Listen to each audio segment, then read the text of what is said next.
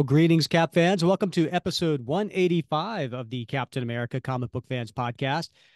Gotta say, this is gonna be a real fun episode. I look forward to this one, and I know Bob does not. But we do have one of our, he's the best gosh darn co-host out there, so I can't take that away from him. And this is the part where I'm going to say a new beginning to you, Bob, but I'm going to steal something from a previous beginning because it just made sense. Oh, Bob, is this the real life? Is this just fantasy? Oh, I thought you were going to keep going. I could be caught in a landslide, but Yeah. no, no, no. No escape from reality, my friend. Exactly. Yeah.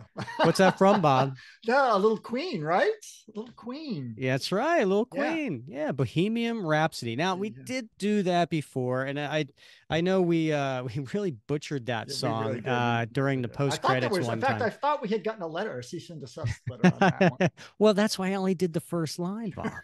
But anyway, why I picked that line, Bob? Well, tonight is the night, Rick. It's the night you have been waiting for all year long. Well, Well, not all year, but at least since August. at least since August, right? Yeah. Yes, Yeah. So yes. we are going to be doing a version of a fantasy draft. It's the Captain America fantasy draft. And this combines two of my biggest passions, fantasy football and Captain America comic books. And we had a great time. I had a great time back in August when we did this the first time. And we did it in August because that's around the time of year when fantasy football drafts happen and buddies get together and go through and pick out players and so on. And I highly recommend if you haven't listened to that episode, it's episode 151. And we had a lot of fun where it's just Bob and I. We went back and forth picking characters from the Captain America mythos and then coming up with our story. And then ultimately, what happened was we pitched our stories to the Facebook group, and people voted on them, and we had a lot of fun with that as well. So tonight, Bob, we're expanding it. We have two listeners joining the show, and can't wait to introduce them in a few minutes here. And they're going to join the show, and the four of us are going to battle it out for characters. We're going to go around, and this should be a lot of fun. If not, it will at least be a lot of hoots. Because I'm thinking there's going to be some laughs tonight, Rick. No, I hope I so. think there's going to be some laughs. I think I there's think it going to mostly be. could be laughing at me going, no, no, you can't believe you took that, Oh, that was like whatever. last time. Yeah. Yeah, pretty Yeah. much. Yeah. There were a Yeah, lot of some tears, but there yeah. was. Hopefully, no tears tonight, just tears of joy. Yeah, well, we'll go with that. Yeah. How you been doing, Bob? What's your week been looking like? All right. It's been a busy week, my friend. As always, I know you have busy weeks too. And, but, it's nice to sit down with some friends tonight and have a little libation and dig in a bit on Captain America. And I think that one of the really fun things about this is you get some insight into people's thinking about what they look for in a Captain America story and the sorts of characters that they like to see interact with our protagonist. Hmm. So this can be a real window into someone's psyche. So from a Ah, psychoanalytic perspective, I'm looking forward to tonight and learning a bit more about our guests. I think that sounds great. I will say, Bob, I know you like a redemption arc. Oh, I do. Is that gonna be anything to do with your story tonight? There it might, Yeah, yeah, there might be yeah. some curveballs thrown in there Okay. tonight. So Oddball. yeah. Oddball is going to be joining us. He was a villain that was part of the Mark Gruenwald era, right? Oh, I thought you meant the big Japanese guy from Goldfinger. Remember him Odd with the job. bowl? Odd job. Yeah. Oh, Odd when? Oh, job. you said oddball, I right? said Yeah. oddball. Yeah. Well, Yeah. that's his younger brother. Yeah. Oh, okay. You didn't All know that? right. It's You didn't canon. think you maybe think about the General So or whatever, like the big guy that The was in Sulu. Yeah.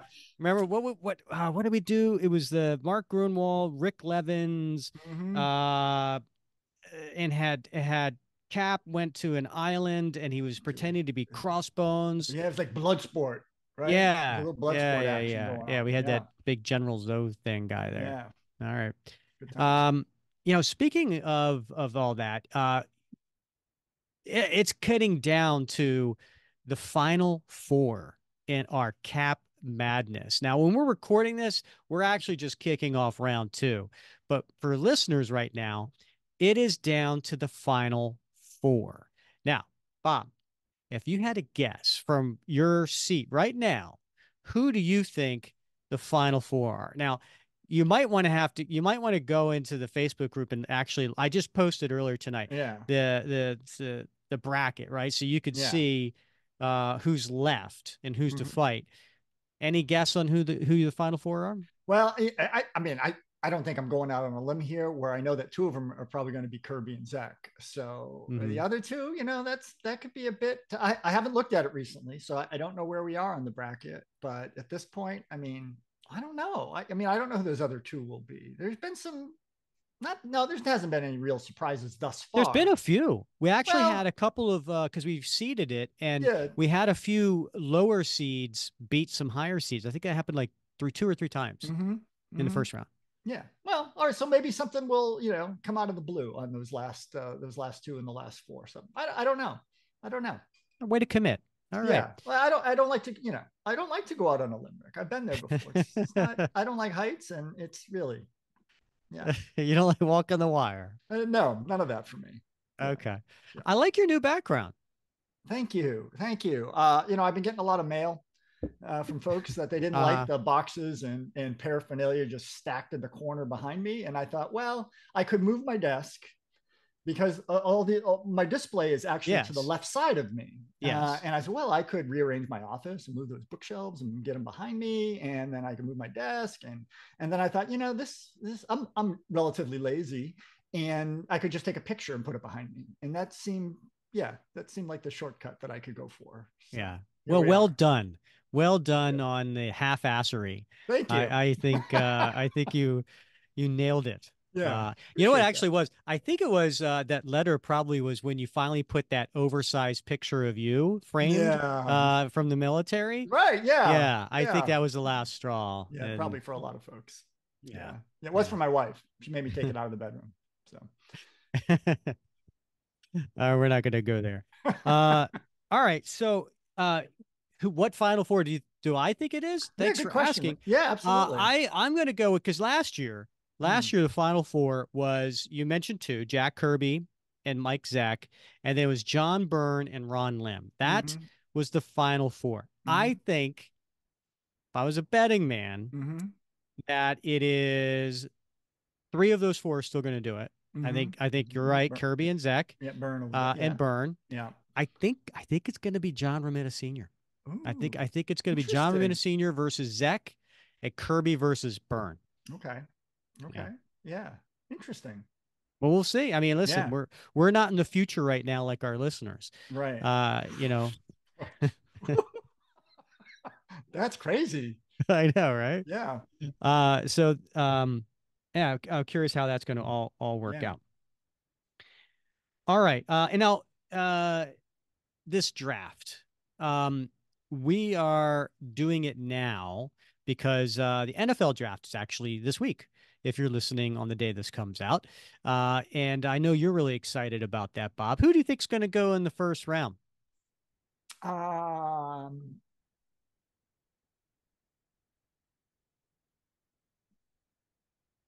no idea. I know. Yeah, Nada. it's sports, Bob. It's Yeah. sports. Mm-hmm. But anyway, yeah, it's so that I'm a big football fan, so I'm actually looking forward to Thursday is the first round, and then Friday second and third round, and then Saturday is fourth through seventh round, and so that's why we're timing it now. That's why we're doing, and then we'll do this again in August when fantasy football draft season starts up again. So if you wanted to get on this episode and you didn't make the cut, you always got next August to do it, and so we'll keep that in mind. Anything else, Bob, on your list? We got any shows coming up, Rick? Well, next episode is a doozy. Mm-hmm. We do have a special guest that's going to be joining the show, artist Brian Hitch is going to Mm. be calling in all the way from London, south of London, from his studio. And for Cap fans, you may know him from, of course, Captain America Reborn and also the Ultimates. He did that, and he also did the covers of Captain America: Man at a Time. So he's had certainly his share of Captain America experience, and of course, he's known for co-creating the Authority, and did long stints on Justice League, and he's got a new series coming out. So we're going to talk to him about that as well. But really looking forward to talking with Brian. I'm I'm very lucky. I did buy a couple of pages of his art from the Captain America Reborn series. I'm waiting to get it in the mail this week. So I'm excited to talk to him. Yeah, I think that'll be a great conversation. And I've read a bunch of interviews with him, and he seems like a really interesting guy with some interesting insights into comics, but also some great ideas for series that he wants to work on. So I think it'll definitely be interesting. Yep. All right, Bob. Should we let our guests out of the green room? What do you think? Yeah, I think that's probably a good idea. All right, so we have two guests today. Both of these are longtime patrons of the show. We're going to start with the number one patron. That'd be Grant Ball. And I say number one because he was the very first person to become a patron of the show. And all the way back almost to the day, Bob, 3 years ago. And so he was the very first patron of the show, very much to the chagrin of James Foley.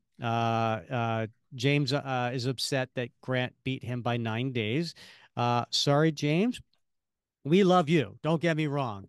And if something horrible happens to Grant, you will then take that place. But in the meantime, we are pleased to have number one patron Grant Ball on the show. Hi, Grant.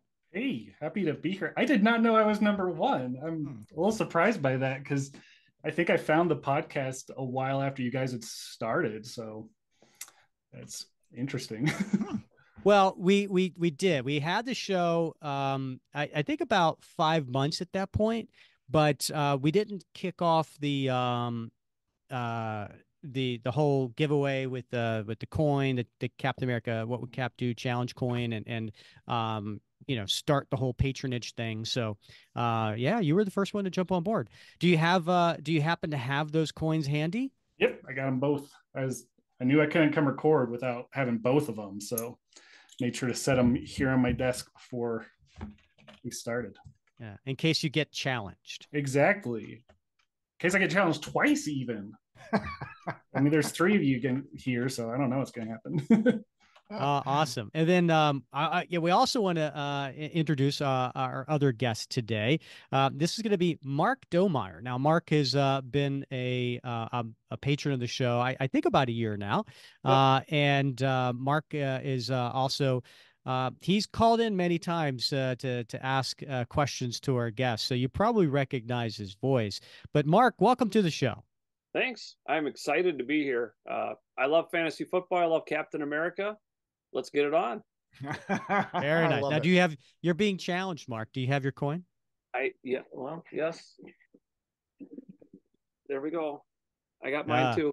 oh, Yep. and it's still in its little Nice. safe It's a wrapper. Well, yeah, Ah. near mint condition. So, You're like Bob. Bob doesn't take it out of the package either. Yeah. yeah, well, Yeah. I'd have something that would be inappropriate to say there. So, It's No, not like no, my mind as well, Mark. So. Yeah, that's all right. Casey's still waiting. okay.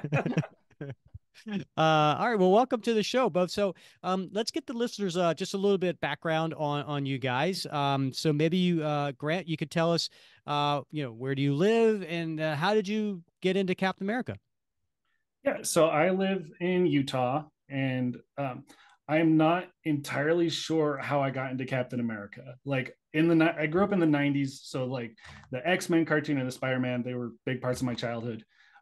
But the first recollection I have of seeing Cap was in the book, like the Ultimate Guide to Spider-Man, and there's a page with him on it, and I can't remember exactly what it says, but it's something like Cap thinks that Spider-Man has a good heart, but he lacks discipline and stuff. And I thought, man, this Captain America guy sounds like he has a stick shoved up somewhere. So I don't know how I went from that to loving Cap being like my defining personality trait.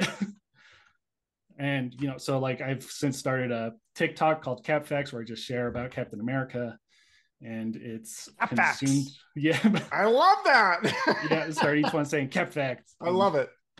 And even gave a presentation at a convention here last September, and yeah, it's just consumed my life. Well, Bob, I gotta say, I am a little impressed that you even know what TikTok is. Yeah, of course. I've got a 14-year-old. Of course I know what TikTok is. Ah, right. Yeah. And I've shared a few in the Facebook group. I try Yeah. not to because, not my space exactly, but That's where he gets all his parenting advice for me. So, yeah, it's very helpful in my life. Very cool. Well, welcome, Grant. All right, Mark, how about you? Where are you from and how'd you get into Cap? I'm starting to think I've avoided TikTok like the plague. Maybe I'll have to get on there. There might be some redeeming value to it other than my junior high English students dancing and taking selfies on there or whatever they do. So Right. Yeah. I live in southern Minnesota. As mentioned, I teach junior high English. That makes me somewhat certifiable in many ways. Captain America is one of those. I don't know. My parents got me a subscription to the Amazing Spider-Man back in '79, and then I liked it so much that they told my godparents, and they got me a subscription to Captain America just randomly. I don't know. They picked a title or something, and those are my two favorite characters. Cap's number one, Spider-Man's number two, and yeah, something just like Grant said, something sort of draws you to Cap. Something about his character and everything else, and those stories in the early '80s and so on. I got in right up leading toward number 300 with the big battle with the Red Skull and stuff. So I got Oh all the yeah. good stuff right away, and then Grunwald took over, and yeah, it's been amazing. Love it. Awesome. Yeah. And you guys not only have been patrons of the show, and we do appreciate your support. So thank you both for that. But you're also pretty active in the Facebook group, right? And you like to share things, comment on things. Have you guys been paying attention closely to the Cap Madness bracket? And is any of your favorites still in it? Are you hopeful? like I think I was most active that first day because I really wanted to give Carmen a fighting chance. Yeah. I think anyone who went against Kirby first round was in for a fight. So Yeah. I was really pushing for her, but it wasn't to be. But I mean, Jack's also, he's he won last year for a reason. Like he's not only did he really help create Captain America, but his art is hard to beat. How about Yeah. you, Mark? Well, I agree. I actually was with you. I voted for Carmen in that first round too. Again, no disrespect to the king, but it's who do you like the best, in each one. And Carmen just grabbed my attention with some amazing art. I think all but one in the first round I picked. Oh no, wait, with Carmen too. Two of them I picked incorrectly or that didn't advance. Um, it's fun every day. I little secret. I do lunch supervision. I have kids at recess and stuff, and that's about the time when you put the new poll up. So I'm pulling my phone out, making sure nobody gets a ball to the head, and checking so I can vote right away. Most days, if I think of that. So yeah, I love it. It's such a cool thing, and being a sports fan, I appreciate it on a lot of levels. And talking about being a sports fan, let's get into the draft. So for those who aren't familiar with the rules, the way we're going to be doing this is unlike, say, fantasy football, where you're drafting players to be on your fantasy team, we're going to be drafting characters to be in our story. And all of us have Captain America in the story. So the question is, who's going to be the supporting characters? And so to make it interesting, and we're going to do 8 rounds. So every one of us is going to have end up with 8 characters on their story. But to make it interesting, there's a couple of rules we have to follow. So just like in fantasy football, you have to have a quarterback, you have to have a running back, you have to have a wide receiver. So in here, there's a couple of prerequisites, right? So you have to have a love interest, at least at least one love interest. Number two, you gotta have a villain, at least one villain. Number three, you gotta have a former foe turned ally, a la Hawkeye. right? Hawkeye used to, in the very beginning was a villain, but he then became a friend. Fourth, you got to have a civilian. Now, I got to set this straight. What is a civilian? Because Bob's like, yeah, Sergeant Duffy, he's a civilian. All right. So let's figure this out. A civilian in our terms is somebody who doesn't have any powers and doesn't fight crime. Okay? So, not only can it not be a superhero, but it can't be somebody like on Shield, right? So, these are all heroes that fight crime in one way or another. So, therefore, they would not be considered a civilian. Other than that, fair game. All right. Any questions so far on those 4 categories that we have to represent? I'm good. I'm set. All right. So one other thing we have to do, this makes it even more interesting, is that Captain America has been around for 9 decades. You got to represent at least 5. Okay. So what does that mean? It means whenever the character was introduced in the comics, and it doesn't have to be a Captain America comic. If they were just introduced in the comics, then that is the year that they represent. Doesn't mean that the year that this take place. And I'll use Winter Soldier as an example, right? If you want to use Winter Soldier, that's great. Bucky Barnes was introduced in the 1940s, so there he represents 1940s, even though you may be doing Winter Soldier in modern time. So we got to represent 5 of those. So keep those in mind. Now I'm going to have a chart, and I'm going to be adding all of these as I go along. And at some point, I will share it on the screen so that everybody can kind of get a regroup of what's going on. And so we know who's got who, and whether or not, as we get closer to the end, whether or not like, oh no, I only am representing 3 of the decades, or I don't have a love interest or something like that. Now, we each get a minute to make our pick, and then we each get up to a minute to explain our pick afterwards. And you can get as much detail as you want during that minute, or you can keep it very vague because you don't want to, tip your hat on your story. And then what's going to happen is at the end, we're going to, once we have our full slate of characters, we're going to explain our story. And then we will put it up for a vote on the Facebook page, and people can vote for which story they want to read the most. All right, we ready? Let's do it. Let's do it. All right. So I'm going to start. We got to figure out our draft order, right? So, and we're going to be doing this in a snake order. So for those who are not familiar with that, what does that mean? So there's 4 of us. And so we're going to have in round number 1, somebody gets number 1, another person number 2, and so on, right? Then whoever was number 1 or whoever was number 4, it snakes around. They go first in the second round, right? So number 4 then goes number 5. Number 3 then goes number 6. Number 2, it goes 7 and 1 and 8. All right. And then we loop around again. So whoever has, all right. So that's how we're going to do it. So that way no one has a big advantage in this. I've got everybody's name. I'm going to put them in my Captain America hat. Right. Now I'm going to put this in here. I got 4 names in here. This is really scientific. All right. This person goes first. Hey, Bob, you're in charge of sound effects. You want to give a drum roll?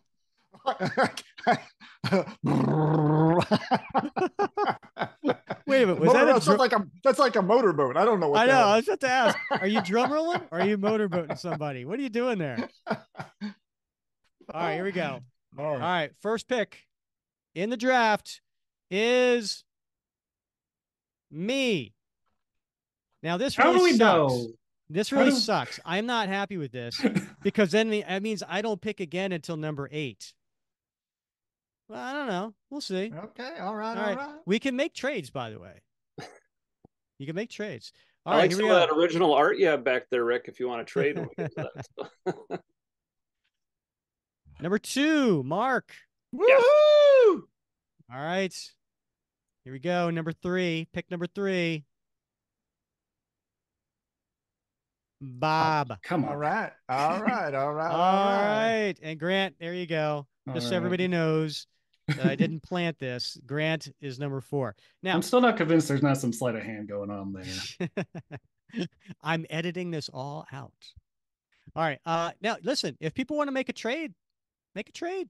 You want to say, hey, I'll trade you, that's fine. We're open to that. I'm ready to go, man. I am so ready. I know All you're right. drafting Caleb Williams first, Rick, so we're all good. Oh, wait, Captain America. Yeah, okay. Not to confuse Bob. So is there any do I have to offer something for a trade? Because I would love to go first instead of fourth, but I got I don't know. Who's your first pick going to be? I can't tell you that. Because even if you don't care, there's going to be 3 people before me if you don't swap. See, the problem is, there's 2 characters that are really important in my story, and I'm pretty sure those 2 characters are going to go in the top 5. I now have to pick which one is more important to me. All right, Mark. With me going number 1, this is going to be really tough because I don't go again until pick number 9, I want to say. Oh, no, pick number 8. I don't go again to pick number 8. So I can kiss the second person that I want goodbye because I just have a feeling they're going to be taken. You don't have to put me on the timer. I'm ready to go. With the first pick in the 2024 Captain America Fantasy Draft, I'm going to go with the first pick that I made back in August, and that is one James Buchanan Barnes. James Bucky, he first appeared in Captain America comics back in 1941, so I am representing the 40s. The reason I picked him is that he is an important character in Captain America, Steve Rogers' life. And that being said, that is secondary to how important he is to the story that I am developing. More to come on that. All right, Mark, you're on the clock. Well, I was happy to hear that. I thought you might go the same direction, and I'm glad you did, because you did not take my consensus number 1 overall draft pick. I am drafting from the same decade as you, the 1940s. I am taking the Red Skull. Captain America's arch enemy. First appeared in Captain America comics number 1. And how can you not want Cap's greatest villain? He too will play an important role in the story that I have in mind. And I am more than happy to get him at the number 2 pick. I have no doubt he'll perform at the level of a first round number 1 overall draft pick. Red Skull to Team Mark. Yeah, we should all have names, right, for our teams. I wasn't prepared for that. that was a terrible name. I wouldn't come up with that on a normal day. Okay. All right. So, Bob, you're on the clock. All right. Well, I'm pleased as punch at your first couple picks because that leaves the board clear for none other than Baron Wolfgang von Strucker, who first appeared in Sergeant Fury number 5, but of course he also appeared in various Captain America stories, notably Captain America Annual number 10. So he's going to be the main villain in my story, and therefore has a central role to play as the key antagonist for what's going to go down, my friends. It's interesting about Von Strucker. Cap has very little interaction with him at all. Mm-hmm. The only interaction really that I recall was against Von Strucker LMD in the Roger Stern, John Byrne era. Right. Well, and I mean, he doesn't have a lot. He, as I said, in Annual number 10, but of course he, also dealt with him in the Invaders stories, and notably the Marvel Universe Invaders. What was it, a 4-issue miniseries arc? So yeah, they're very underutilized in the Cap world. Much more common in the Fury world, but maybe there's a method to my madness.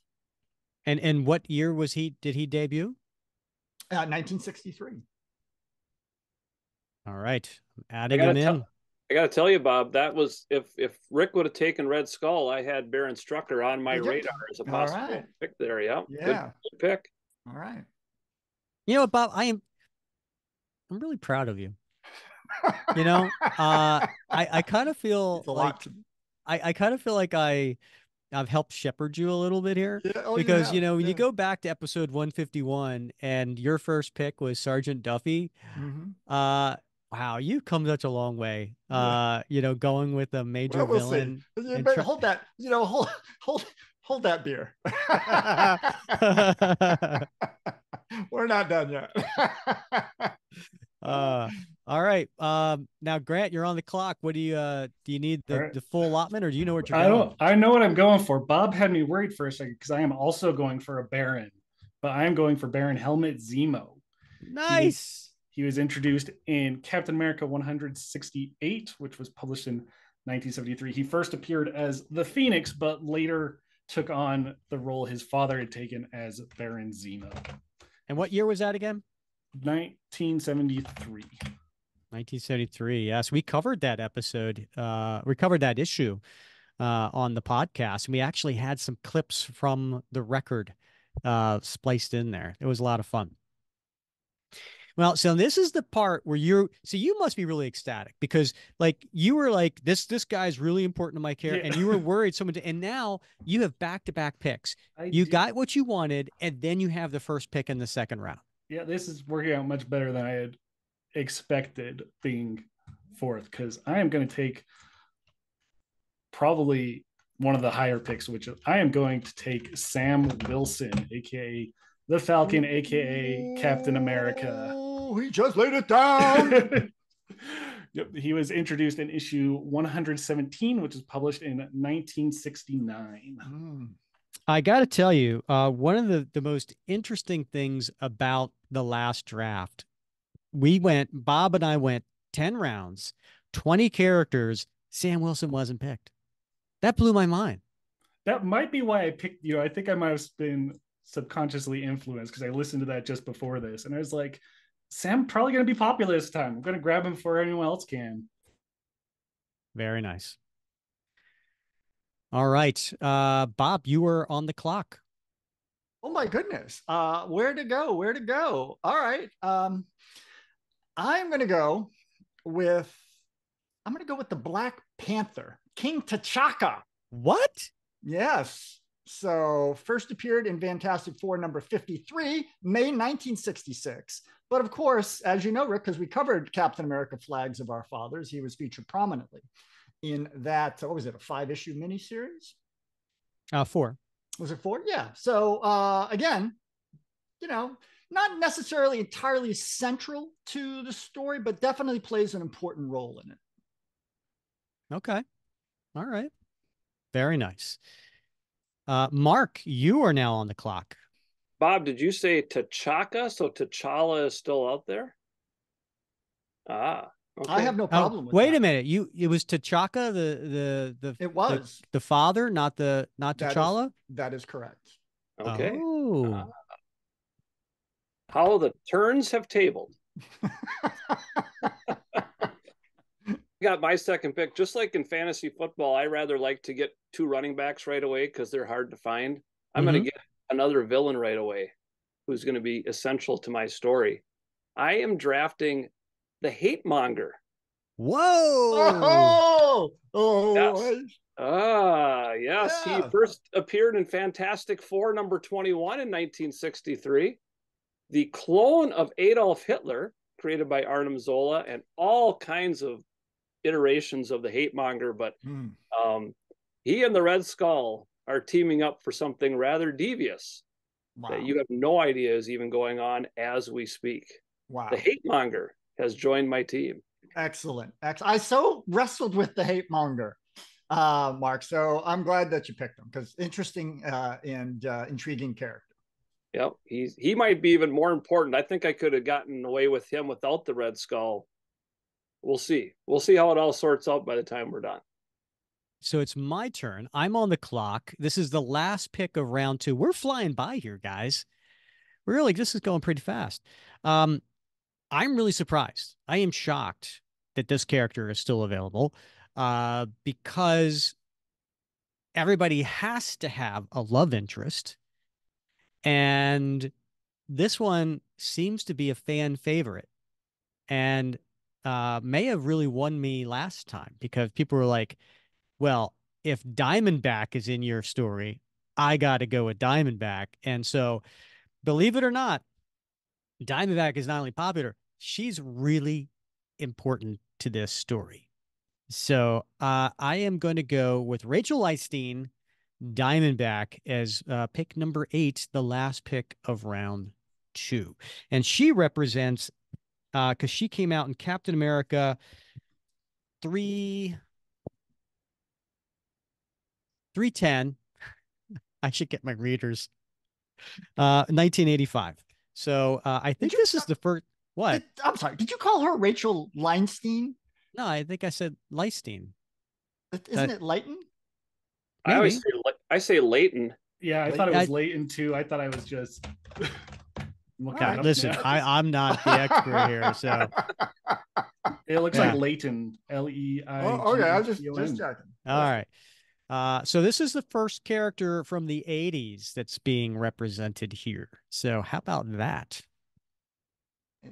Is she going to be wearing her regular costume, Rick, or that nighttime the stealth, one? The stealth one with the trench coat? Yeah. You could also do that. There was like a yellow and brown one. I think she had in one of the later series. I don't know. Huh. No. That one's we got to go with the pink one. Yeah, we got to go with the pink one. Yeah. All right. This next one is going to surprise y'all.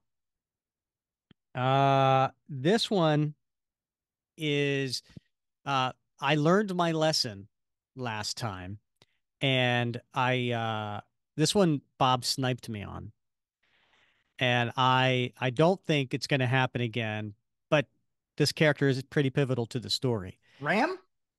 Kathy Webster, aka Free Spirit. Okay. Now, Free Spirit, she represents 1994 because she debuted in Captain America 431. And I was really upset that you took Free Spirit from me last time, Bob. So I was like, I can't let that happen again. I'm taking Free Spirit. Now, who is Free Spirit for those who don't know?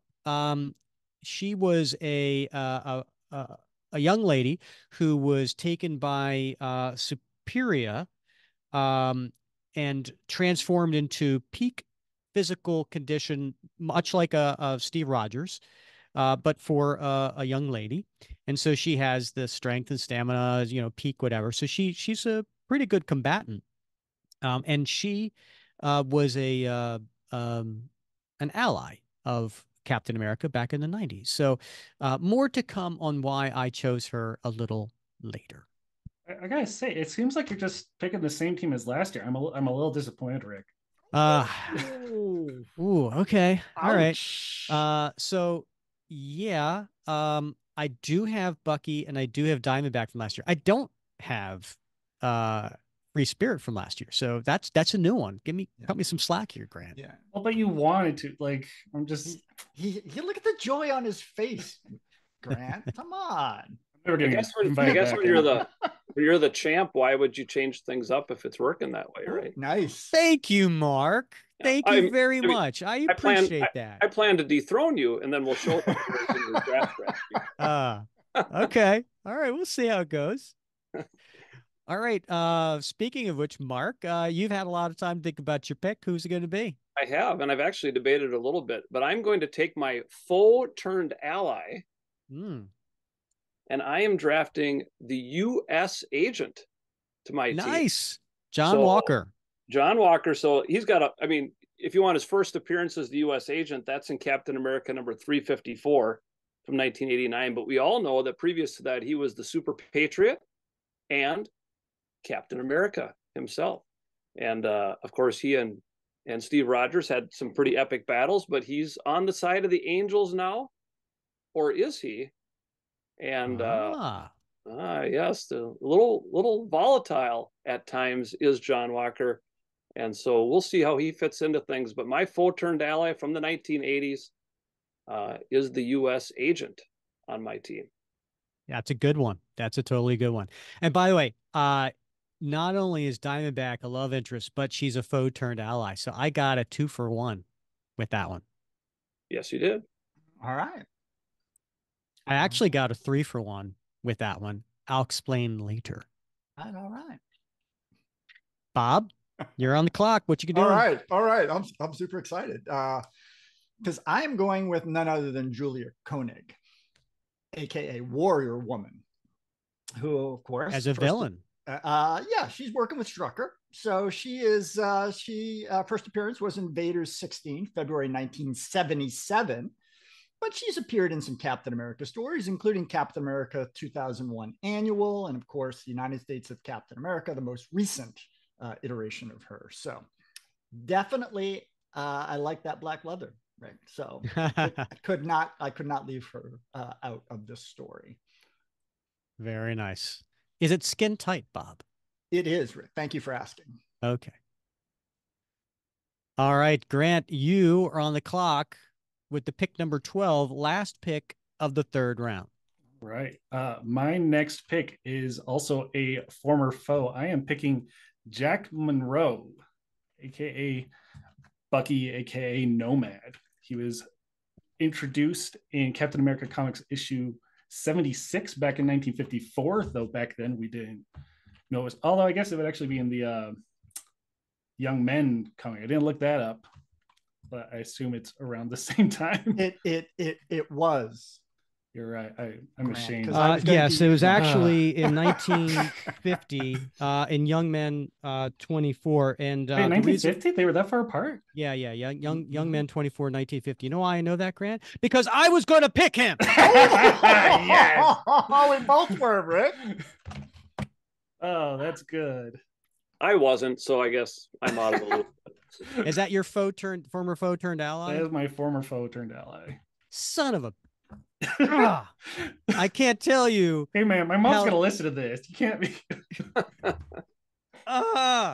Yeah, I do like the pick, Randy. I remember him floating through my mind because when I started reading Cap, that's when he was Nomad at Cap's side back in like the 290s, 280s and stuff like that. So really nice pick there. Not happy. All right, kicking off round 4, Grant, who do you got? Okay, this one, I'm going to go for a love interest this time. And I am picking Cynthia Glass, who was introduced in the Adventures of Captain America miniseries. What year was that? Bob's giving a look. I don't know if I'm missing another fact. That'd be embarrassing to be wrong twice. No, I think you're right. You're right. No, yeah. Okay. So it was published in 1991, and she was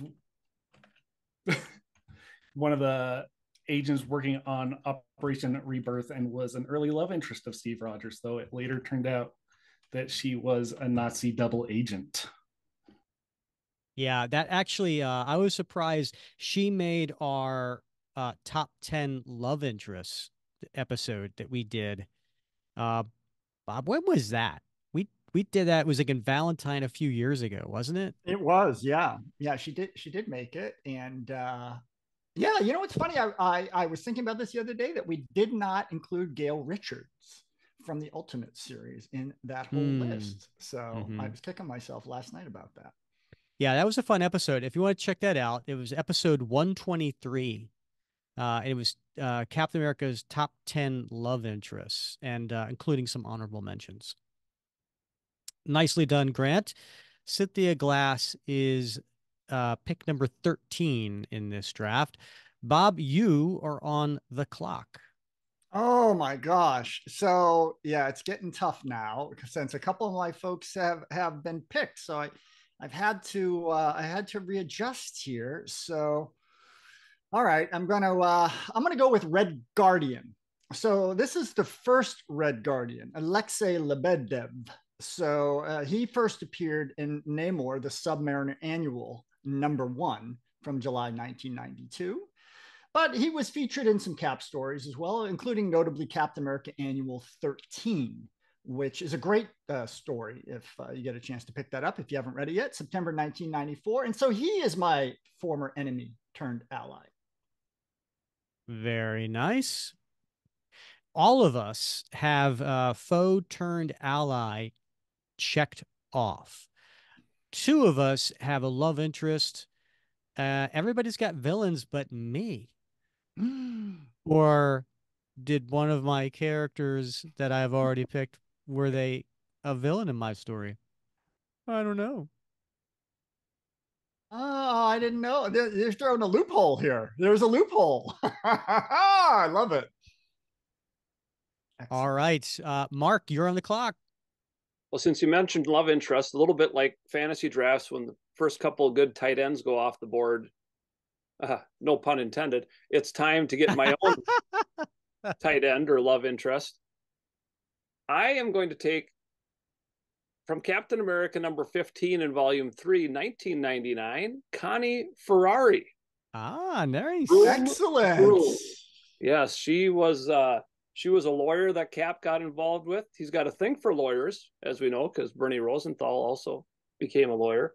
Got a little jealous with the whole Sharon Carter thing and everything.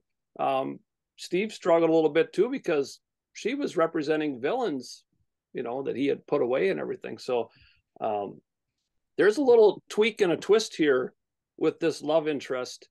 And however she feels about our good friend Steve Rogers will remain to be seen, but she is a love interest that will play an extremely important role in my story.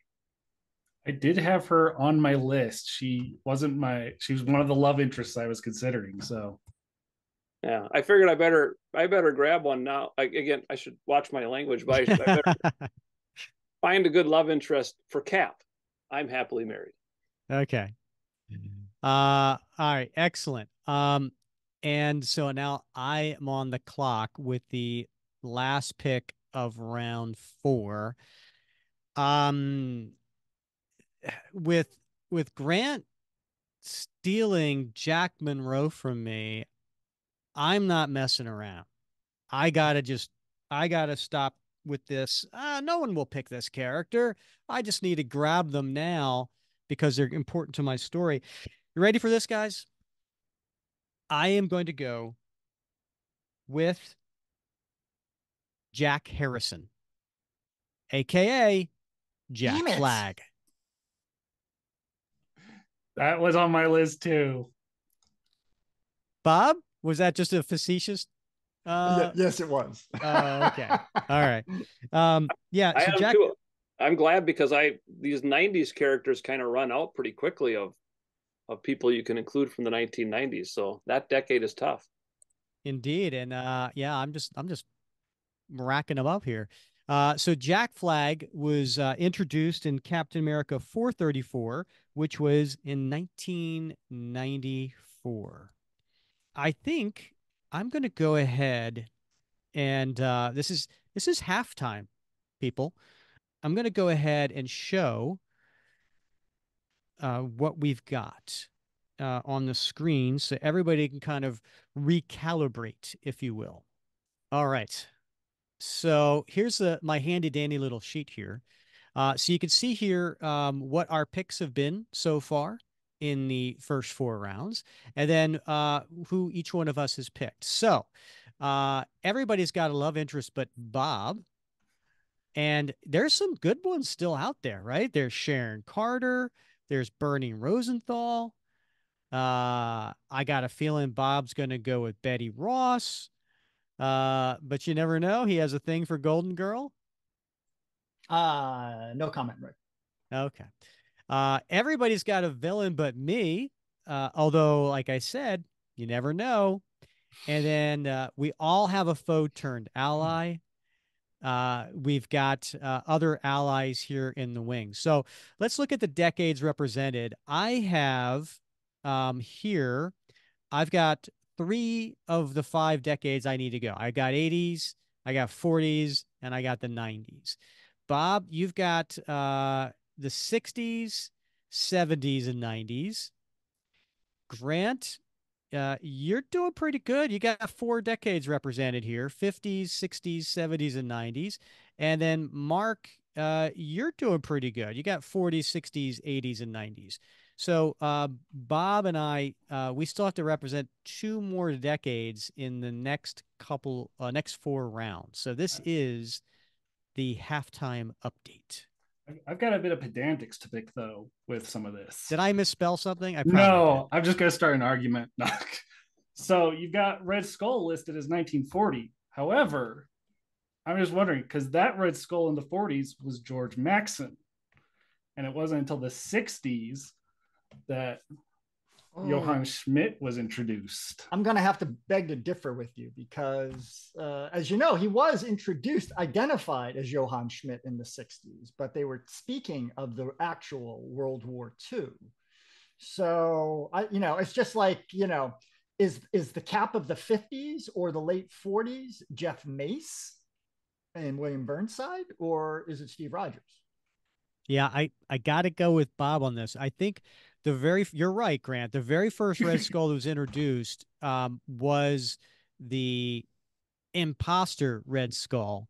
And then I think it was, I don't know, somewhere between Captain America Comics 4 and 6. That Red Skull from that point on was supposed to have been Johann Schmidt. Yeah, he was killed. Maxson was killed.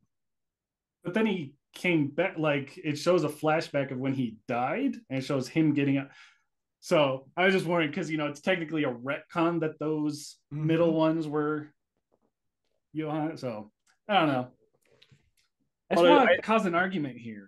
Yeah, I was actually thinking about but in that case, your Jack Monroe would not be 1950. He would be. You got a point there. 60, yeah. 1970, right? So all right. I was thinking about that because I haven't read the last Thunderbolts yet, but the whole Red Skull thing in the Thunderbolts now too is there's a lot of different. It's kind of like the Joker in DC Comics. There's a lot of them running around out there. So, yeah, that's a great point. I haven't read the last issue of Thunderbolts. Yeah, I've read the first 3. I'm really, really enjoying it.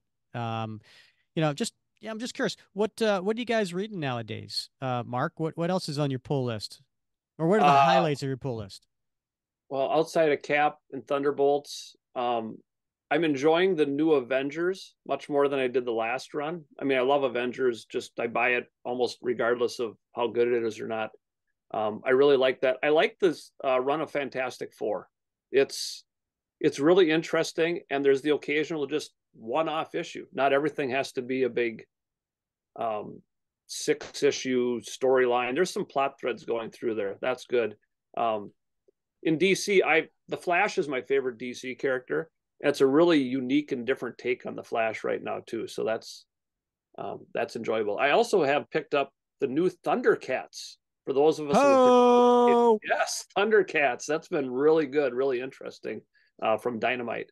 And I'm also a big Valiant Comics fan. I own like every Valiant comic ever published, and so I love that stuff. Exo, Man of War, and back in the day, Magnus and Solar and all those too. So. I remember those back in the day. That was back when I had my first comic book store. Yeah. Yeah. I used to sell all of those. They were hot at the time. Yes. How about you, Grant? What's on the highlights of your pull list right now? So my main, obviously, Cap. And then beyond that, I'm getting the Ms. Marvel series.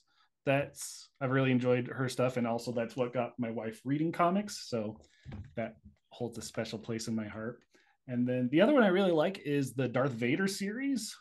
And I've been reading that. Yeah. I've been reading that in Star Wars. I've just found it funny that my favorite series are Cap and Darth Vader, which seem like they're very different ends of the moral spectrum. Did you ever see I don't remember the artist. It was a famous artist that back in the late 70s did a sketch of Captain America versus Darth Vader. Did you ever see that? I don't think so. Oh, it's really cool because he's Darth Vader with his lightsaber and Cap with his shield. And I can't remember who the artist was, but it was a sketch in somebody's sketchbook, and I remember seeing it for sale a few years ago, and I think I posted it in the Facebook group on Star Wars Day, like May 4th or something like that, a few years ago. Um, but yeah, if you're a Cap and a Darth Vader fan, that would be a cool sketch to have, right? That would be. I'll have to see if I can find that. All right, let's get back to it. Well, no, hold on. What are you guys reading? I'm not reading a lot. In preparation for the podcast, Rick gives me a reading list. So I'm prepared. Wait, I thought you didn't do prep. That's the magic of podcast, Grants.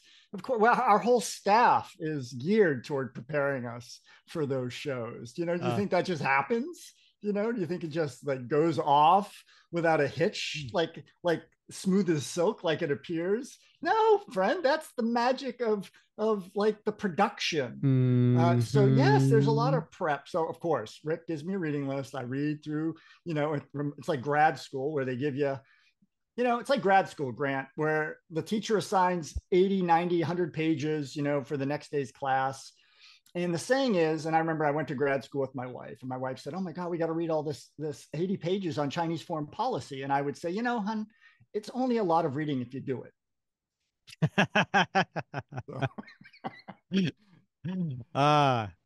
That's a long way to say he's not reading a whole lot else, Mark. Yeah, I haven't read a lot recently. So my number 2 character is Daredevil, and I'm really behind on it. I have all the issues, but I need to get caught up on that. I'm one of those guys.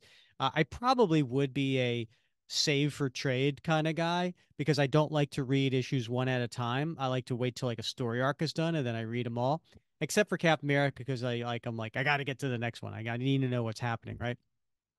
And then so I have a whole bunch of Daredevil I need to read, and then so I do Cap, I do Daredevil, I'm doing Thunderbolts because of Jackson and Colin continuing the story where they left off. So I thought that was really cool.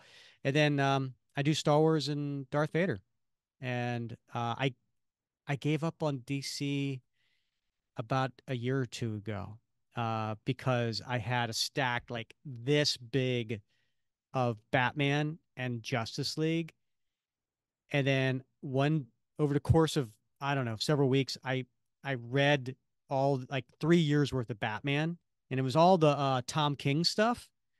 And I got to the end of the Tom King story. I was like, I'm done. There's anything else is just going to be like a repeat, you know. So I end up stopping on DC. Well, I got to tell you, I should have mentioned the best of DC now. I think is World's Finest by Mark Waid. It's fantastic. I do love Mark Waid. I do really enjoy him. And he lives up to it. He even did a little Teen Titans miniseries along with it, World's Finest too. And it's if you want to get a trade or something at some point, those are worth reading. Mark Waid is above average, up to par, fantastic. He's very, very good there. All right, I'll have to check that out. All right, should we get back to the draft? We're halfway through. Let's do this. All right, I start first. I'm on the clock, and as I showed before, right, I don't have a villain, I don't have a civilian, but that's okay because that's not what this story is about. I am going to go ahead with the first pick in the 5th round. I'm going to go ahead and take. Are you ready for this? Rick Jones. I did not see that one coming. Yeah, Rick Jones, which debuted in The Incredible Hulk #1 in 1962. So he, as you may know, had a small stint as Bucky Barnes, right, during the Jim Steranko issues. And he is another pivotal character in this. So I am putting down Rick Jones representing the 60s. I now have 4 decades represented. Nice. Mark, you're on the clock. Yeah. I'm going to finish off my decades. I'm going to take my 5th different decade here from the 20s, which is weird to say. I thought of that the other day. It's the 20s, right? from the most recent run of Captain America by JMS, I'm taking my civilian, and I'm going to mispronounce his name, Sung Kim. Oh, that's very good. He's and I when I started crafting my story a little bit, I thought I need him in my story. Again, he fulfills a lot. He'll be an important person in my story, but he fulfills the civilian. He gets a tough decade because it's the most recent decade. He is going to be a big part of my story because he's coming back from Seattle, folks. He's on his way back to New York City. Very cool. All right. Nicely done. Mm. Okay, Bob, you are on the clock. Easy peasy, my friend. None other than my second favorite character, Nick Fury. First Nice. appearance, Sergeant Fury #1, March 1963. And of course, long time character in Captain America comics as well. So there's something special about the story that I'm trying to craft here, and it's told from the voice of Nick Fury. So he definitely plays. He's not in the story, but he plays the role of the narrator of the story. So it's important to have him. Awesome. All right. I gotta tell you, Bob, I was thinking about taking him because I figured you would, just to take him off your board. But I'm nothing if not a kind and benevolent deity. So much appreciated. Grant, you're on the clock. What are you gonna do? All right, I am going to go for a Mr. Joseph Rogers. Oh my father of Steve goodness. Rogers. What? Oh Yep. my gosh. Yeah.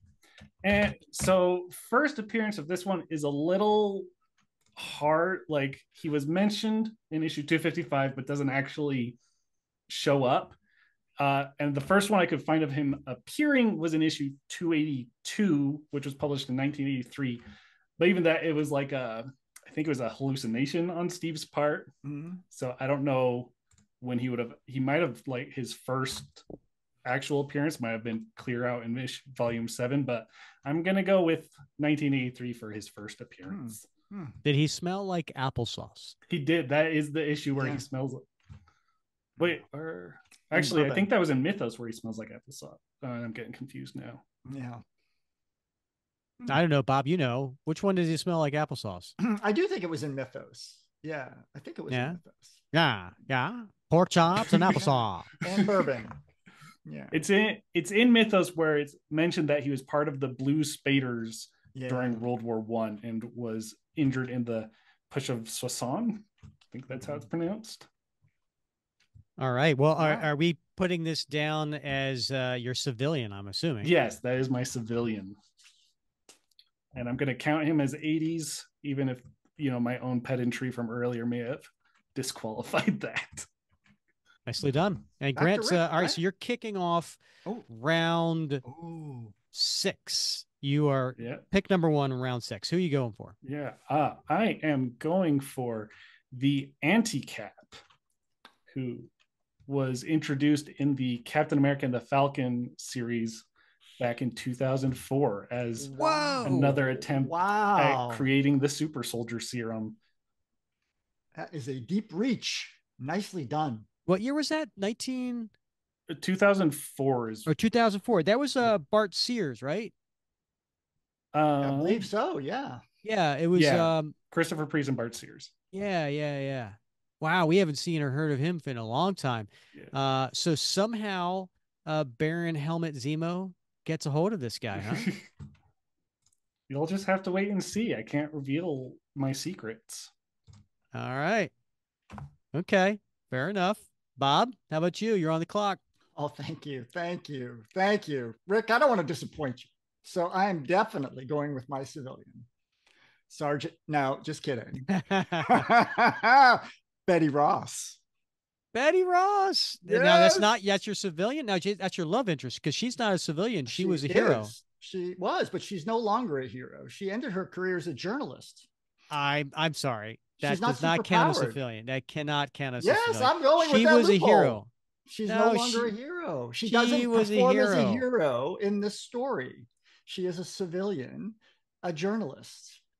So, and I don't want to give too much away at how she's used, but you know, she's no longer a hero. She's retired as a hero, and she is performing as a journalist, as she did in the 1950s.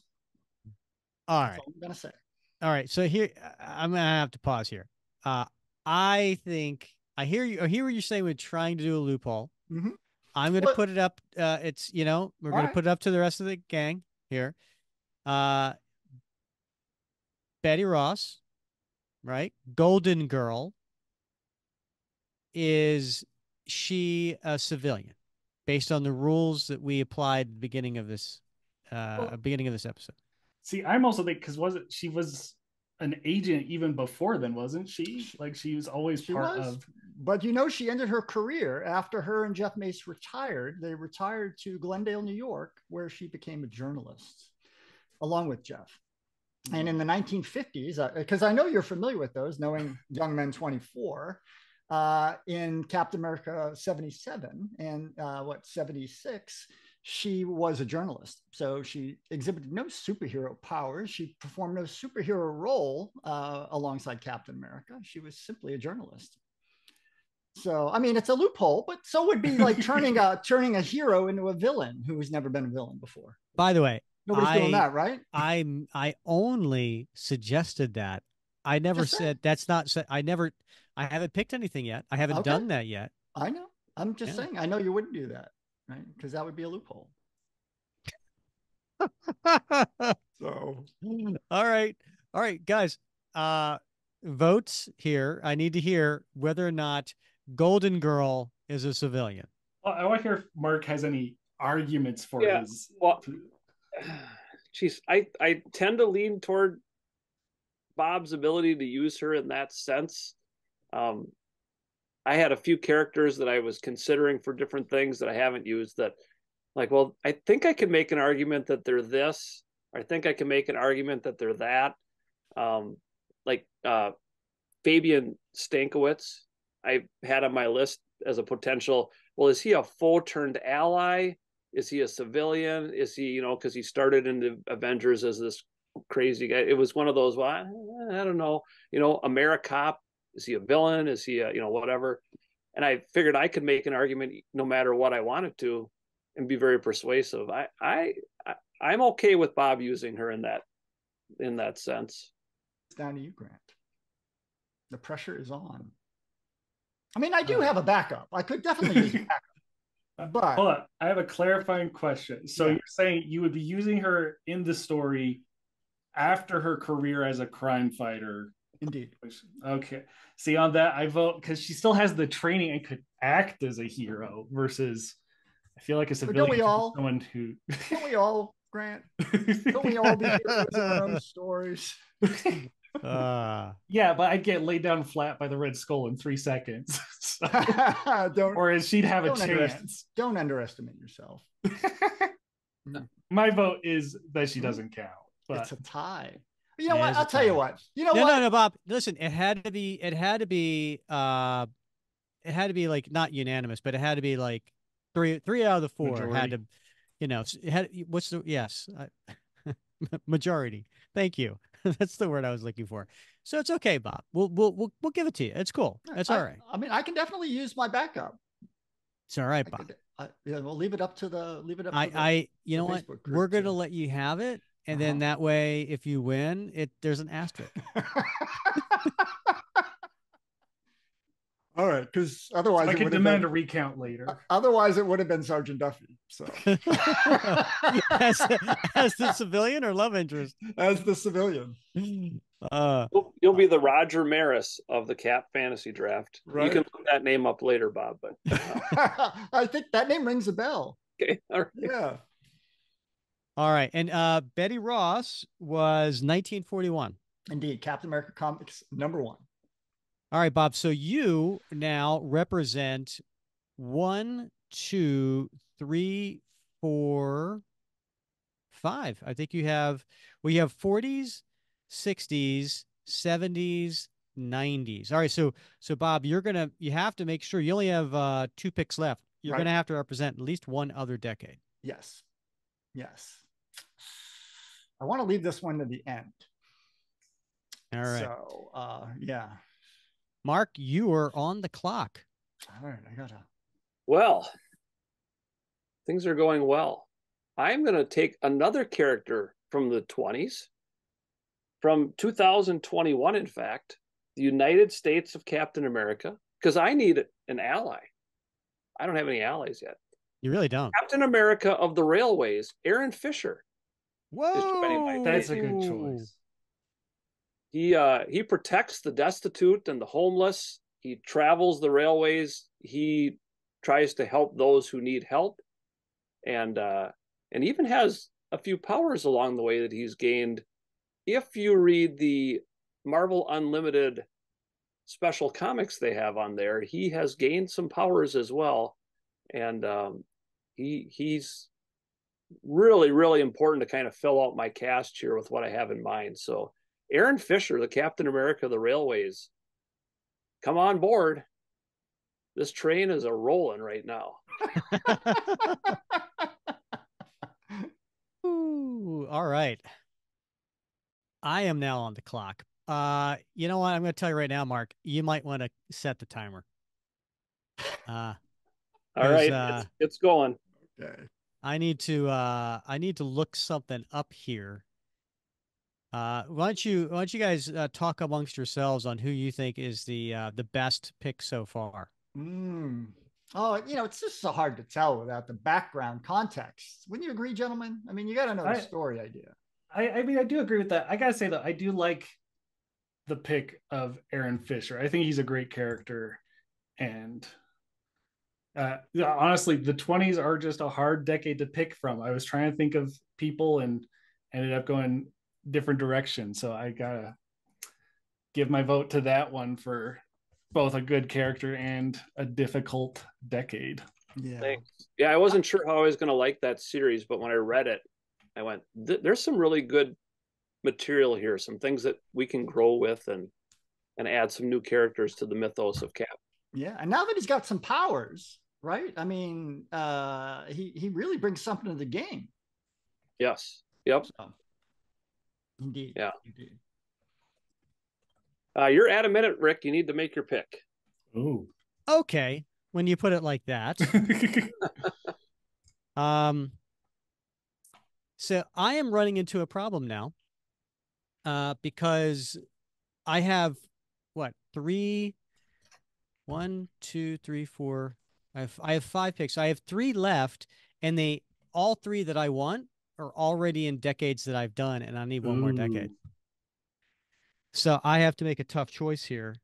This feels like stalling to me. It really does. It really does. All right. My villain. Slow. Ready? My villain is. My villain is Kang. What? Okay. It'll all make sense. That's a good choice. So he was my story was centered around a villain, and Kang was one of my top choices for a villain. So you barely dodged me sniping that one, which I could tell you were attached to it by how long it took you to choose him. I don't know what you're talking about. Yeah, so Kang was introduced in the Avengers #8 back in 1964. He is really a very pivotal part of this. So unfortunately, I now represent the 60s twice, the 90s twice, and then the 40s and 80s. And so I need to get another decade here soon. Kang is really a great villain when he's used really well, which isn't always. Mm-hmm. I would say Avengers Forever, that first series that he was part of, is one of the best stories with Kang, and how that all seems to make some sense when you read that. So it sure helps fill in those potential loopholes in the story too. So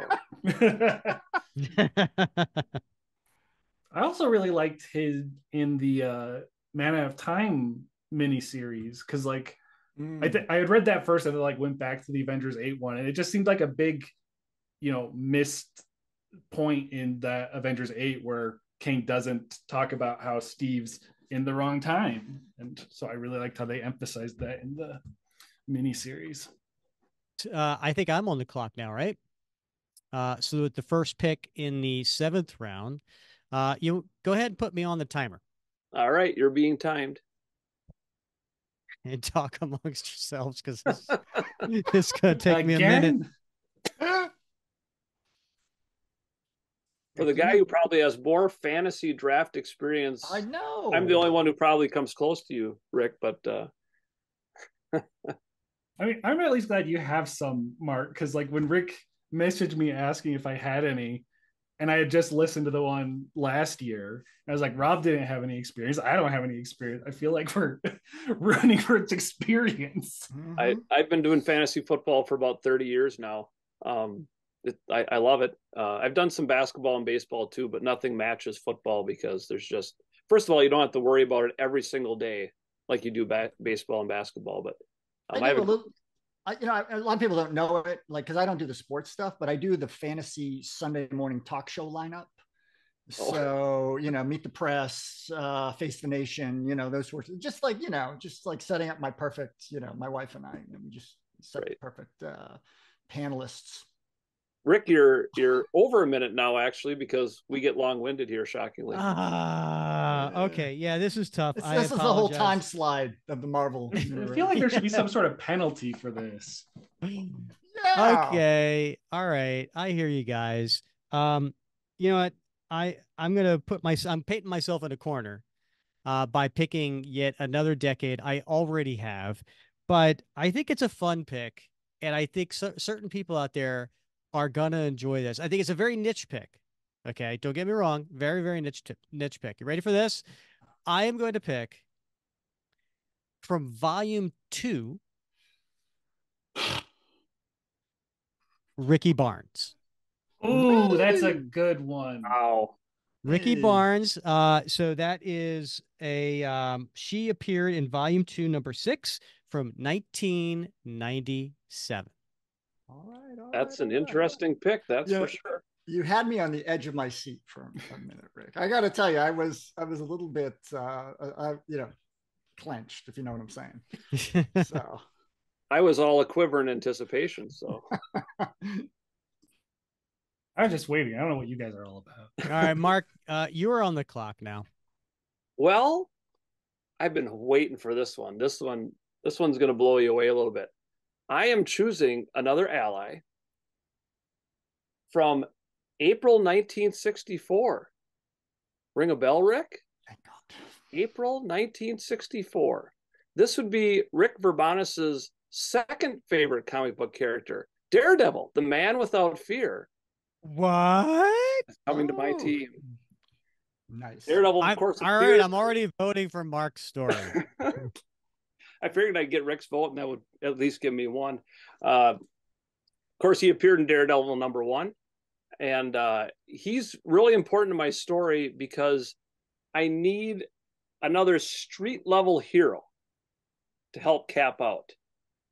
And his civilian identity, not the current one, and I won't give away too much because I know Rick is a little bit behind on his Daredevil reading, but his civilian identity throughout is really important to my story as well. So Daredevil is going to join Cap's fight in my story as another ally. All right, I can't wait to hear how this story is going to work itself out at the end of this. At the end of this episode, all this is coming together, guys. I can't wait to hear every one of your stories and see how it doesn't really compare to mine. Rick, we already know yours. It's the same as last year. I thought. No way. No, it has Kang in it. Yeah, King and Ricky Barnes. That's what King is doing. He's just replaying the story from last. Fair enough. All right. I'll cop to that. Bob, you're on the clock. All right, gentlemen. I have been on pins and needles, hoping against hope that nobody would pull this character out of the ether and undercut me. But here it is. Are you ready? Isaiah Bradley. Ooh. Yes, Isaiah Bradley, who first appeared in Truth, Red, White, and Black, 2003. Of course, there was a version that appeared in the alternate universe, 40727, in Captain America Volume 4, number 28. But this is the original Isaiah Bradley that we met in truth in his later infirm years.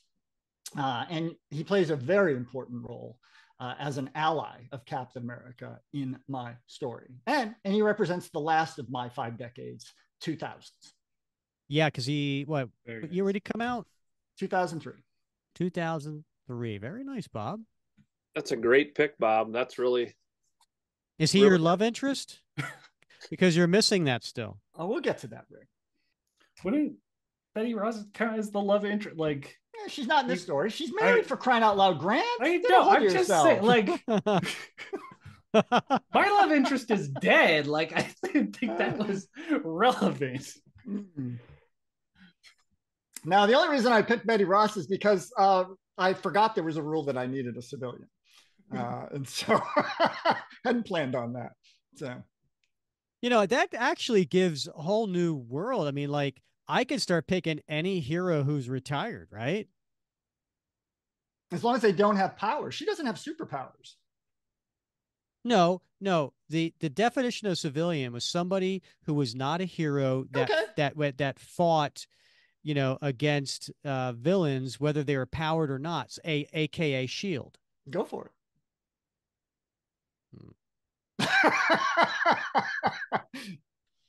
Well, listen, Rick's got the last pick of the draft, and we could be here a while when we get to that point. So. Well, I gotta tell you right now, you're right, because I'm still scrambling for another decade. Every character I want is in a decade I already have, so I'm kind of screwed. Oh, Grant, you're up. Okay, so this is my second to last pick, right? If I counted right. Yes. You have 2 picks back to back, and then you're done. All right. I am feeling like I need another villain in here. So I am going to pick Alexander Lukin, who was introduced in Volume 5 back in 2004. Very nice. Alexander Lukin. I see everybody is kind of underwhelmed by that pick. Yeah. Where honestly, at this point, I've got everyone I really needed for my story and all my decades, because I'm on top of things, Rick. Like, ouch. You and I can have a crossover then. I've got Red Skull, you've got Lucan. We can do something. There we go. When we finished 1 and 2 in the poll, so the fans will demand it. There we go. You're up again. Okay. Well, this one, I am surprised he lasted this long. But so my final pick is none other than Olaf Olsen. Okay, so Olaf Olsen was introduced in Captain America Comics issue 29. Way back in, I didn't even write the year down.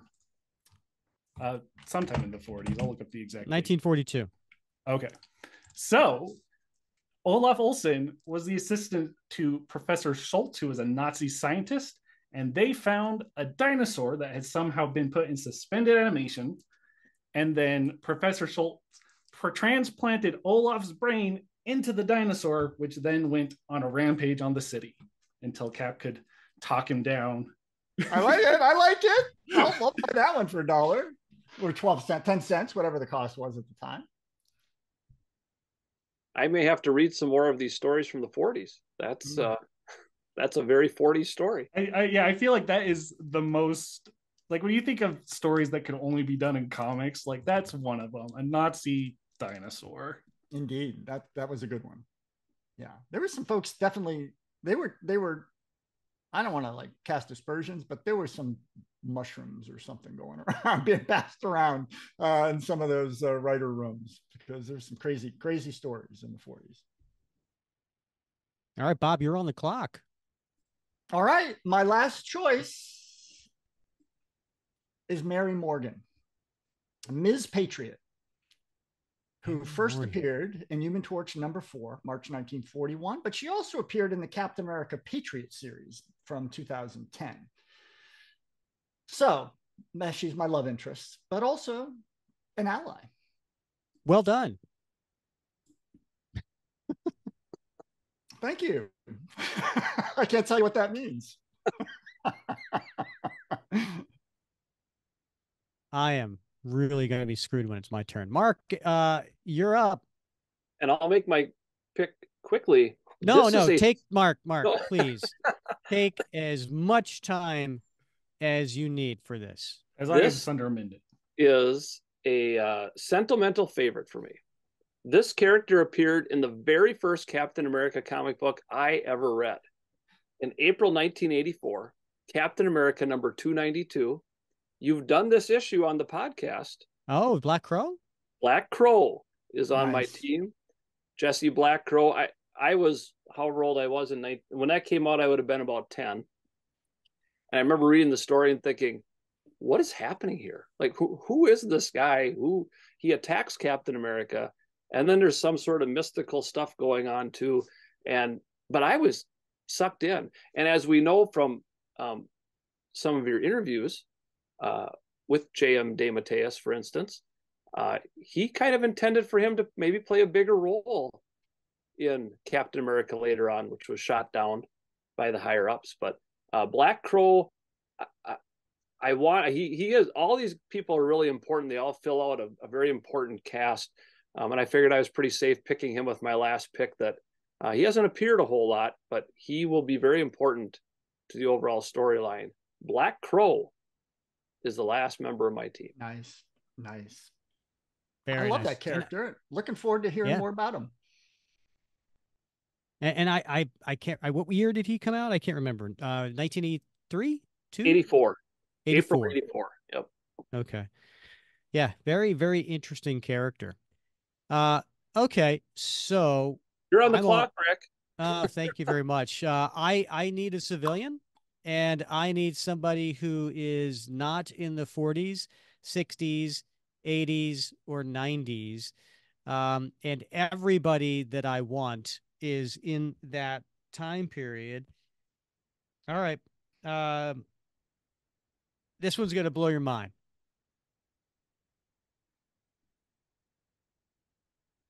You guys are ready for this. Bob mentioned him earlier today. No. And this guy, we don't talk about much in the Facebook group. Not nearly enough. But he is a fascinating character. And he is co-created by the artist that we're going to interview next episode. And that is one Mr. Steve Rogers, Ultimate Captain America. Oh my gosh. That's not what I thought you were. I thought you were definitely going with I can't do that. Oh, damn it. I can't do that. He's not a civilian. He's No. not a civilian. No. Oh, I need a civilian. All right. Just pick Ram. I can't because he's in the 80s. Oh. Are you using him after he doesn't use his powers anymore for something? Oh, bravo! Has he he been did become depowered? president, didn't he? He could be depowered. Yeah, sure. Is the president a civilian? Because if he's commander in chief, well, he's in a command. Well, hey, Sergeant Duffy's in the military, but yet he was your civilian. That's true. That's true. Yeah. I don't All know if the military That's counts once he's retired, but all right. okay. Damn it. All right. Here's what I'm gonna do. I'm gonna go with the 2020s to represent that decade. And because I really want Grant to make fun of me, I'm bringing it back. I'm going with Amari. Wow. Okay. I'm going with Amari as my civilian, and it actually makes a lot of sense based on what I got going on. All right. So we are going to I'm going to share my screen again, and we're going to take a look at our teams, and at this point everybody can kind of share their stories. So let me go ahead and share my screen. All right, so I'm going to take us through the draft real quick, right? We went with some of the heavy hitters in the beginning, right? We had Bucky Barnes, Red Skull, Baron Strucker, Baron Helmet Zemo, Sam Wilson, Black Panther, T'Chaka, not T'Challa, uh, and then we got Black Panther was a little bit, I think, a curveball, right? Like T'Chaka especially, Mm-hmm. right? Like I didn't expect him to be in top 10. Like Mark would appreciate this, right? Like is T'Chaka really a top 10 player? You know what I mean? No, not necessarily. But he may be important to Bob's story, so we'll have to hear how that works out. Diamondback was the first love interest off the board, and she's quite popular with the fellas. Then in back to back went Free Spirit. So the first the first two ladies off the board were yours truly with picks 8 and 9. Then we got John Walker at number 10. That was a little bit of surprise. Another surprise, Warrior Woman at 11. I didn't know she was going to make the top 32, and here she is at top 11. That was fascinating. Jack Monroe. Now I gotta tell you, this one hurts. This one really hurts when you hear my story. But the thing with Jack Monroe, he's dead, and so how he's going to enter into Grant's story, I am fascinated with. Cynthia Glass did not see that one coming. Mm-hmm. That I don't know, Mark. In fantasy football, would that be considered a reach? Very possibly, Yeah. but Yeah. knowing Grant and his immense knowledge of the Cap mythos, I think he's either on something or he's on to something. Yeah. When I think Grant It's Grant both. obviously knows from the what was it, the Steve Rogers Super Soldier miniseries, that Cynthia Glass had a profound effect on Steve Rogers. He was deeply in love with her. So yeah. So I can see that as being a really important character in his story. Well, and And I'm as gonna I'm gonna disagree. He wasn't deeply in love with her. He barely knew her. It was puppy He dog love as somebody who was young and new to Rick, having like a Rick, body. shame, hey, he shame, says shame on you for he questioning what love means to somebody, he especially Steve Rogers. Shame, for shame. he says specifically that she was the first love he ever lost. And so are you going to call Steve a liar? I'm Well, not gonna say, but deeply. You can have a first love. I had a first love. I had a first crush. We all had a first one. But deeply, come on. I am going to beg to differ with you, you anti-romantic. well, and we all Uh, know that the bounds of comic book storytelling, we can bend some of the rules, as some of us have tonight, perhaps in our picks, to make the story work. So, Amen. Amen, brother. Preach. All right, fair enough. Although So then we got Red Guardian. Can't wait to hear that works out, Bob. Then Connie Ferrari, who I never really knew how to say it till Bob told me it's like the car. And then I went with Jack Flag and Rick Jones, two sidekicks of Steve Rogers that he killed. And then That was a rough day. it really was. Sung Kim. For those who are reading the current JMS series, you would know who that is. And I gotta say, Mark, that was a bit of a reach. I don't think anybody was gonna take Sung Kim from you. I've been shocked.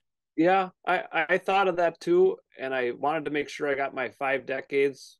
I considered taking my next guy, Aaron Fisher, there, figuring Sung Kim would be there. But again, you never know with this group of people, pulling everything out of the woodwork. And so just want to make sure, again, he's very important to the story. So, Nick Fury went next, Bob's second favorite, and I can't wait to hear how he's the narrator of this story. That's fascinating to me.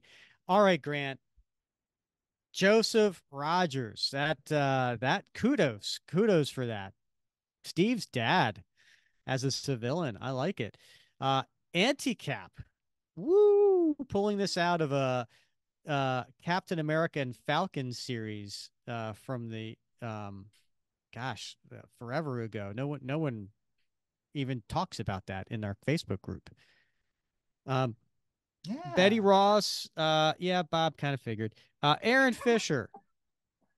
Aaron Fisher. Nice choice. I like that representation. Kang uh is yeah, I'm sure people in the MCU is like totally over him, but he's important to my story.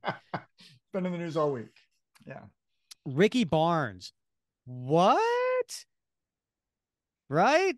Yeah. Who's pulling a character from the volume 2? No one's pulling a character from volume 2. Right. This Yeah. guy. This guy Yeah. right here. There you go. And then we've got some to round it out: Daredevil, Isaiah Bradley, Alexander Lukin, Olaf Olsen, Mary Morgan, Black Crow, Amari. Uh, I gotta say, these last six, maybe five or six, uh, really, really scraping there. There's so many other amazing characters out there, so I can't wait to see why these characters are important to your story and how they fit in, because obviously they're important, because otherwise why you picking Mary Morgan? I have no idea. All right. All right. Who doesn't love Miss Patriot?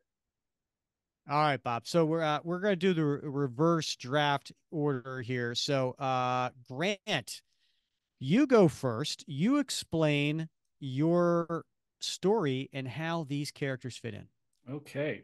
Well, uh, my story centers around Helmut Zemo, where we know that he previously tried to bring back his father, Heinrich Zemo, via the Bloodstone hunt. And that didn't work out too well for him.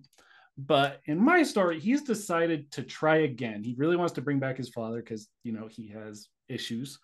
And so he decides to try a different method, this time with a cosmic cube. And of course, Cap gets wind of this, goes to stop him.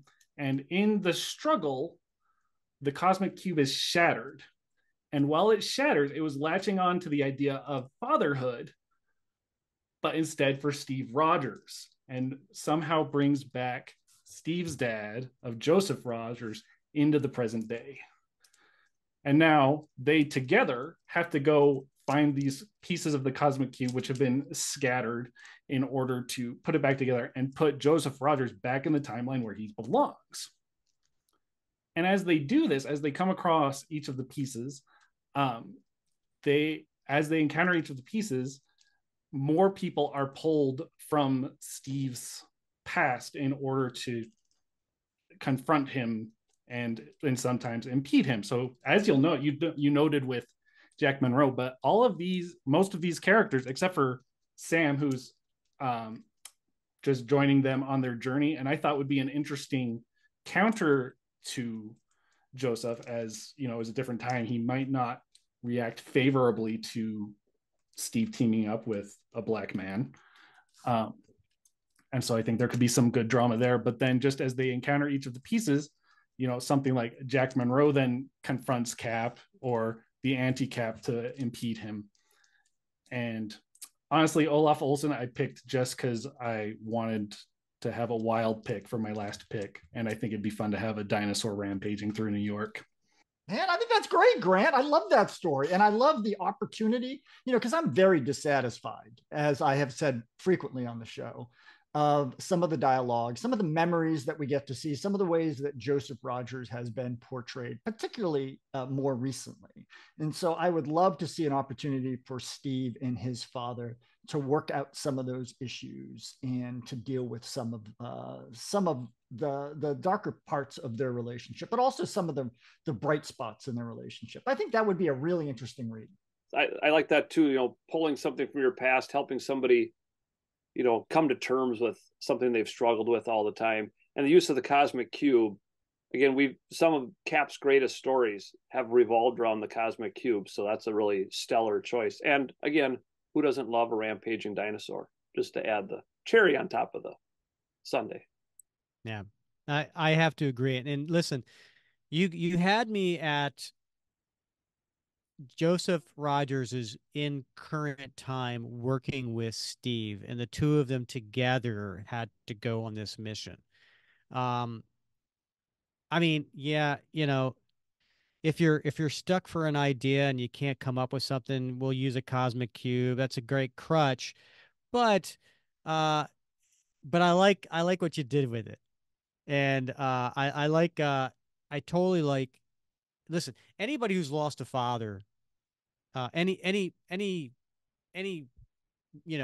guy, a son who's lost a father, who wouldn't give anything to have more time with them?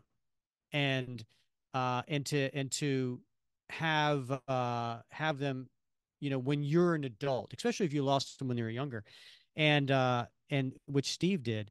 And so I'm on board just to see that story, just to see Joseph and Steve together. The rest of this, I'm sure, will all fall into place and make a great story. But to me, you have me at Joseph and Steve together. Thank you. I don't know if we were going to do this at the end, but for me, my dream team to work on this book would probably be at least the art by Carmen Carnero, because I really do. Mm-hmm. I see this as being a more emotional story than necessarily action. And well, of course, Carmen does great action, but just the way she was able to depict a softer side of Steve Rogers, I think would work great as he has to work with his father and work through the issues they might have and form a new relationship as an adult version of Steve. Great Awesome. pick. Great pick. Mm-hmm. Yeah, we did do that last episode. We did talk about what artists we would pick. So, yeah, thanks for bringing that up. Um, okay, Bob, you are next. All right. All right. I'm going to throw a little bit of a curveball at you folks. So it's a new title that I'm thinking about, sort of one off, one shot, each issue, different story. It's called Tales from Fury's Secret Files. So, as you know, Shield wasn't founded until late 1950s, early 1960s. CIA was founded in 1947. Nick Fury moved over from OSS into the CIA and worked for the CIA until Shield was established. And so obviously ran a lot of missions that time, has a lot of information, a lot of stories about what happened during that time frame. And so I see this as being one of those, sort of like the volume 1 of the Sentinel of Liberty series, the stories between the stories, right? Sort of these one-off stories that add to the mythos that happen between the other things that we're familiar with. So this story takes place in mid-1954. So that should tell you a little something, maybe a little bit of curiosity. So in this story, the CIA, now remember, this is pre-Shield days, hears rumors from a journalist by the name of Betty Ross, who is on assignment in Buenos Aires, Argentina, about the wreckage of a flying saucer high up in the hills. The CIA wants to investigate this because they feel like there could be some high tech that could be recovered. And so they pull Mary Morgan, Ms. Patriot, out of retirement to investigate. She locates the crash site and reports it back to CIA, but is quickly thereafter abducted by none other than Wonder Woman, who was now working in the aftermath. Warrior Woman, right? Warrior Woman. I didn't think we were breaking the universe. Oh, did I say Wonder Woman? I'm sorry, Warrior Woman, right? Who is now working for Baron Strucker and Hydra after the collapse of the Nazi regime. So the US government panics, and what do they decide to do in order to extricate Ms. Patriot and this high tech that is now possibly in the hands of Hydra? They release Isaiah Bradley from detention and send him to retrieve it. But while en route, Alan Dulles, the CIA director, has second thoughts because he hears that T'Chaka, the Black Panther, is also on the ground trying to recover the alien technology for Wakanda. They simply don't trust Isaiah to be loyal. So what do? They reluctantly dispatch that era's Captain America, William Burnside, to recover the tech and return it and Bradley to the United States. Now, remember, at this point, mid-1954, Burnside is already beginning, according to canon, to have started to show the signs of the impurities of the super soldier serum treatments. He's becoming a paranoid schizophrenic, and he's beginning to see communist spies everywhere. Meanwhile, the Soviets have also gotten wind and deployed their Red Guardian to recover the tech. So who will get to Strucker's Hydra hordes first? And what will happen when they do? Will Burnside and Bradley have to work together with Miss Patriot to get out of Dodge, as they say? Or will Red Guardian assist them in trying to overcome the Hydra hordes? All bets are off, my friends. But this from the Secret Fury files. Very nice. I really love it. I love all the thought you put into it. I love that it takes place. It's a period piece. You lost me because I think you're doing a loophole, Bob. I don't think so. How so? How so, Rick? Because, you know I love loopholes. Because you didn't pick William Burnside. He's in Captain your draft. America. There's your loophole, right? You didn't say it had to be a Steve Rogers Captain America story.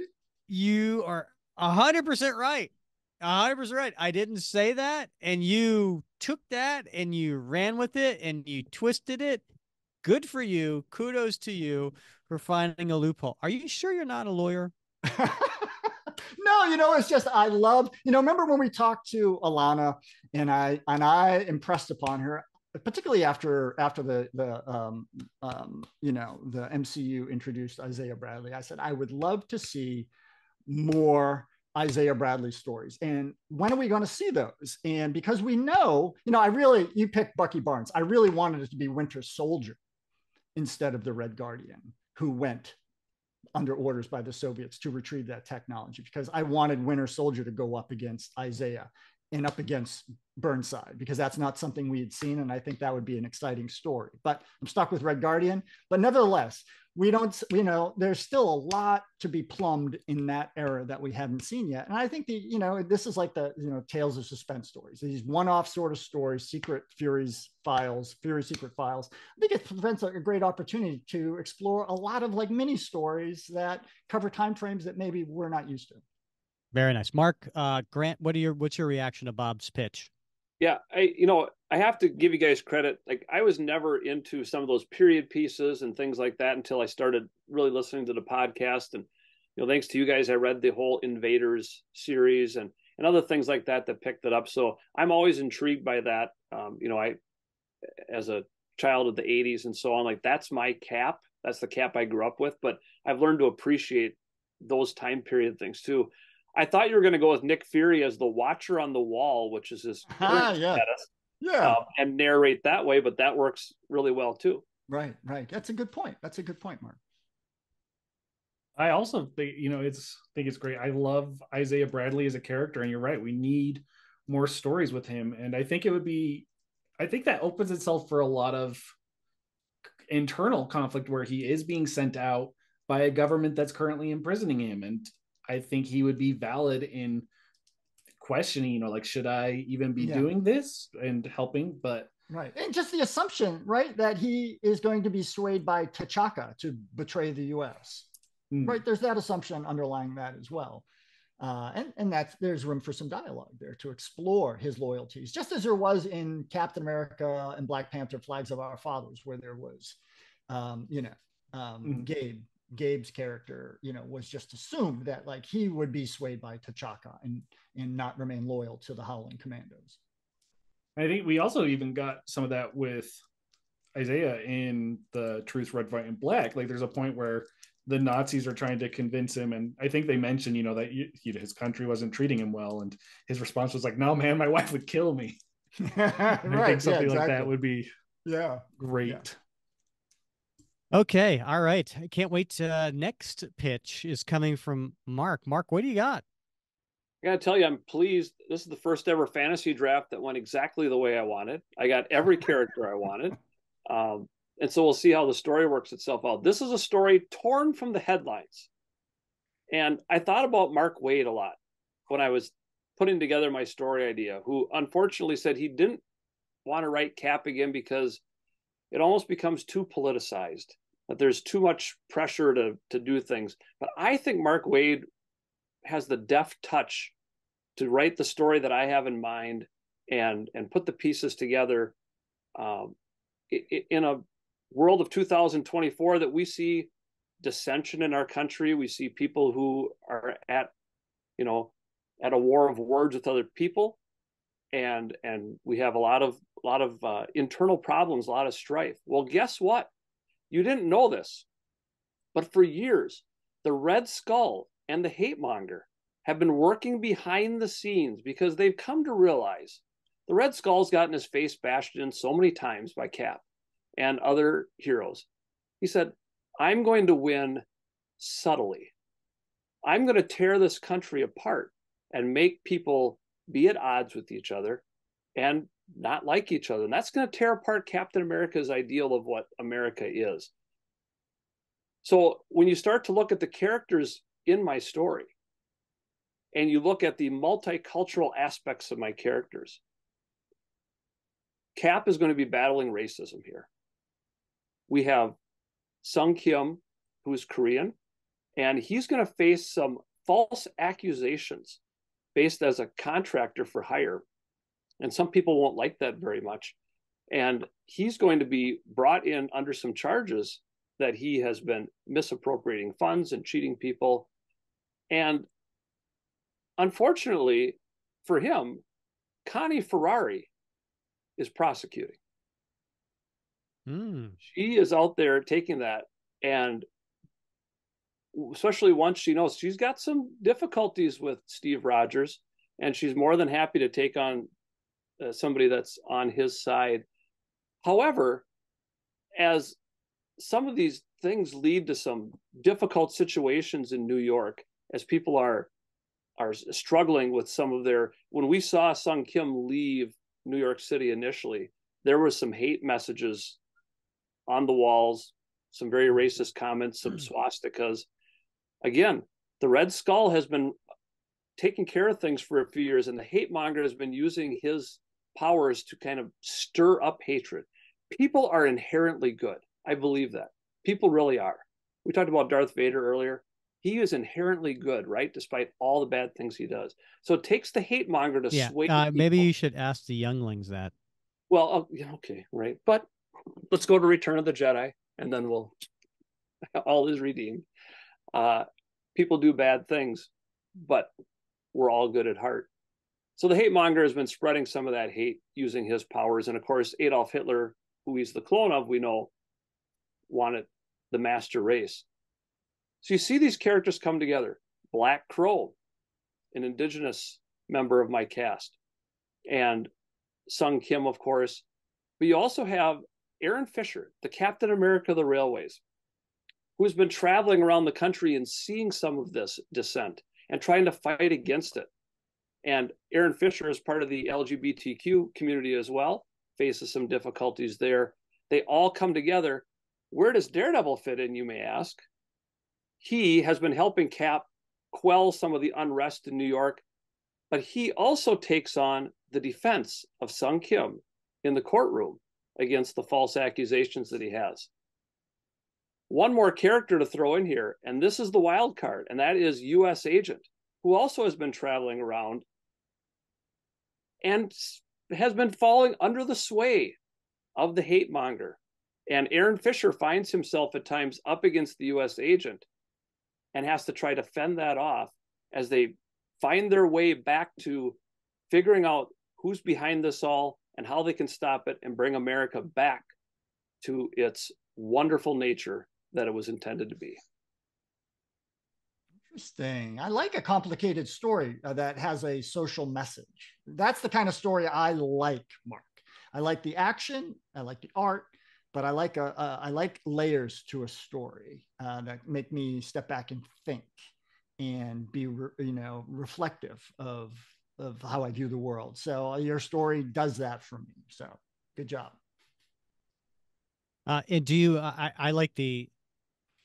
I think the story is actually really compelling, considering you have such a very diverse, as you pointed out, cast of characters and representing a lot of different things. And John Walker is, you know, he gets, I think, a bad rap sometimes, but he is somebody who does maybe represent someone who is not as tolerant, at least in his early days, right? And so on. So, um, I know Bob likes a redemption arc too, right? So maybe John Walker sees things in some new lights, during this, practicing some empathy of some sort. But hey, I think you're onto something here. I like a good courtroom drama. So seeing Matt Murdock go up against Connie Ferrari would be a lot of fun too. Yeah, I can see John Walker. That was kind of my thought process of he's sort of on the sidelines for part of it, and he's on the outskirts to begin and becomes much more, and again starts to question things perhaps. And in theory, and thanks somewhat to Aaron Fisher, the Captain America of the Railways, bringing him back as he struggled a little bit with how he feels about things, which again we all do a lot of times. But yeah, I like that. I'd like to see that matchup with Aaron and John Walker, and not a matchup as in like a combat, but just as in a getting to know each other matchup. I think that could really work. A war of words, so to speak. Yeah, but also I think at some level they might be able to become friends and maybe partners at some point, and I think that would be really cool.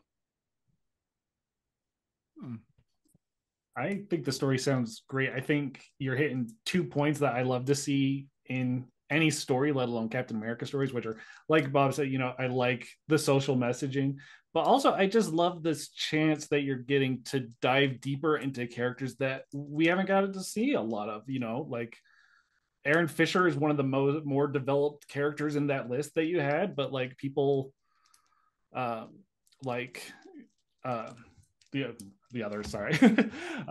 Everyone else on that list is fairly less developed, and I love how this is a story where you'd really get to dig into who they are as people, not just how well they can punch bad guys. And I can kind of see like Black Crow being around a lot of this because of some of the mystical powers that he brings in, but also some of what he might face as an indigenous native, and some of the things he might encounter there too. So I just have one question. Is Connie still going to have that really short crop black hair? Because I really like that. Whatever you want, Bob. That's what she'll have. It always reminded me of, I'm sure none of you probably remember, of course, because, me, I remember the Playboy artist Nagel, who always had that sort of stylized pop culture. Oh, I remember Nagel very right. Always had that short and the pale black skin. The ladies are all kind of very, very light. I always thought Connie Ferrari had a little bit of that look. So was it the shoulder pads? Shoulder pads and the short crop black hair. Yeah. Kind of spiky. I don't know. I was a good Catholic schoolboy, so I have no idea. Yeah, I know. I understand. I felt bad saying it. So yeah. Temptation. Yeah. I was a Catholic schoolboy. I'm not going to say good. Okay, Rick. Man, I have been waiting for this moment. I cannot wait for the reigning champion to lay it on down.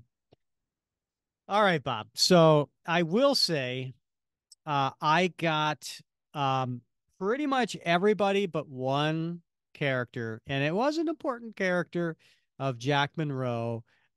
So all I could say, Grant, is Jack Monroe better be a huge character in your story. If he's just somebody who's just kind of like also ran single panel, that's it. Oh. Flashback. Yeah. All right. That hurts. All right. Well, when you look at my characters, something should really stand out, right? Because Bucky Barnes, Free Spirit, Jack Flag, Rick Jones, Ricky Barnes. What do they all have in common? Sidekicks. Yes. Partners. Diamondback, partner, right? These are all characters that were at some point a partner of Steve Rogers.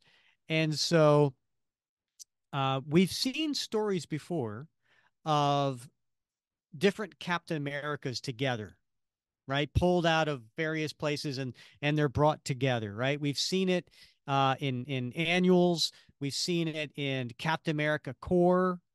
We've seen it in United States of Captain America. Um, but we've never seen all of his partners pulled together in a story. Why are they being pulled together? So that's where Kang comes into this. So Kang, being the person that he is, he's obviously trying to come up with a way to control everything, but he realizes something. He realizes that every time that he has failed, Steve Rogers has been involved. That somehow, whether it was the Avengers, whether Captain America was involved, somehow he realizes this. So he wants to take Captain America off the game table, right? He wants to take him out of the picture. So how does he do this?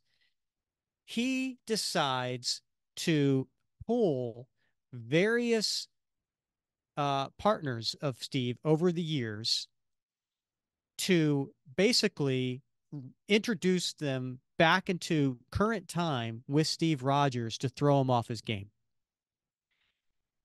In many cases, these are partners that have died due to being a partner of Steve Rogers or at the hands of Steve Rogers or at the command of Steve Rogers.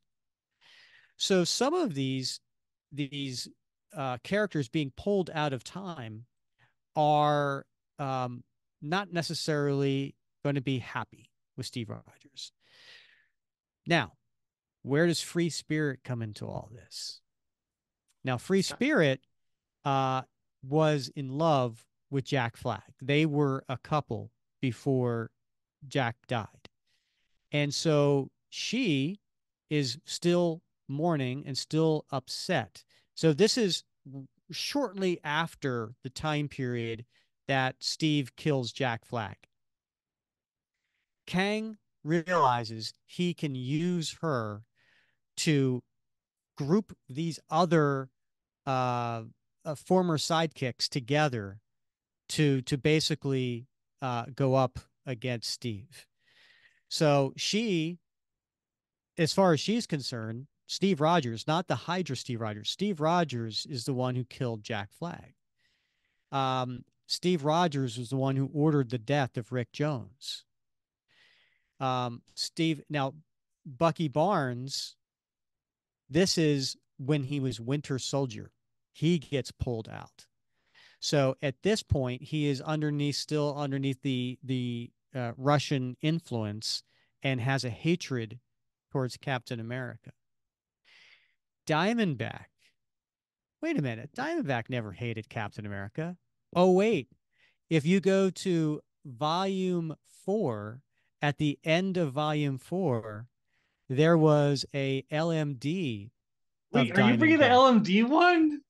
I'm bringing both. Oh, I'm getting that's why I said a 3-for-1 when it comes to Diamondback, because you are getting loophole. Is that a loophole? not at all. Not at all. I'm getting Diamondback, the partner, and I'm getting the LMD. Now, if you remember the end of that story in volume 4, the LMD, Captain America turned on her because, like she was killed. She was killed by the Red Skull, but then she didn't realize she was an LMD, and she was in love with Steve Rogers, and she was being taken away, and we never saw her again until now. So you're using 2 Diamondbacks. I am. Okay, I just want to clarify this. Yeah. 2 different characters. Yep. Oh, okay. And then my civilian, being Amari, is somebody who was underneath the tutelage of Steve Rogers. He was showing him how to box and how to fight and how to defend himself. And Free Spirit isn't going to have that. She's not going to let another young person fall underneath the I guess the sway, and charisma of Steve Rogers and fall as another partner of Steve Rogers. So she then gets into Amari as well.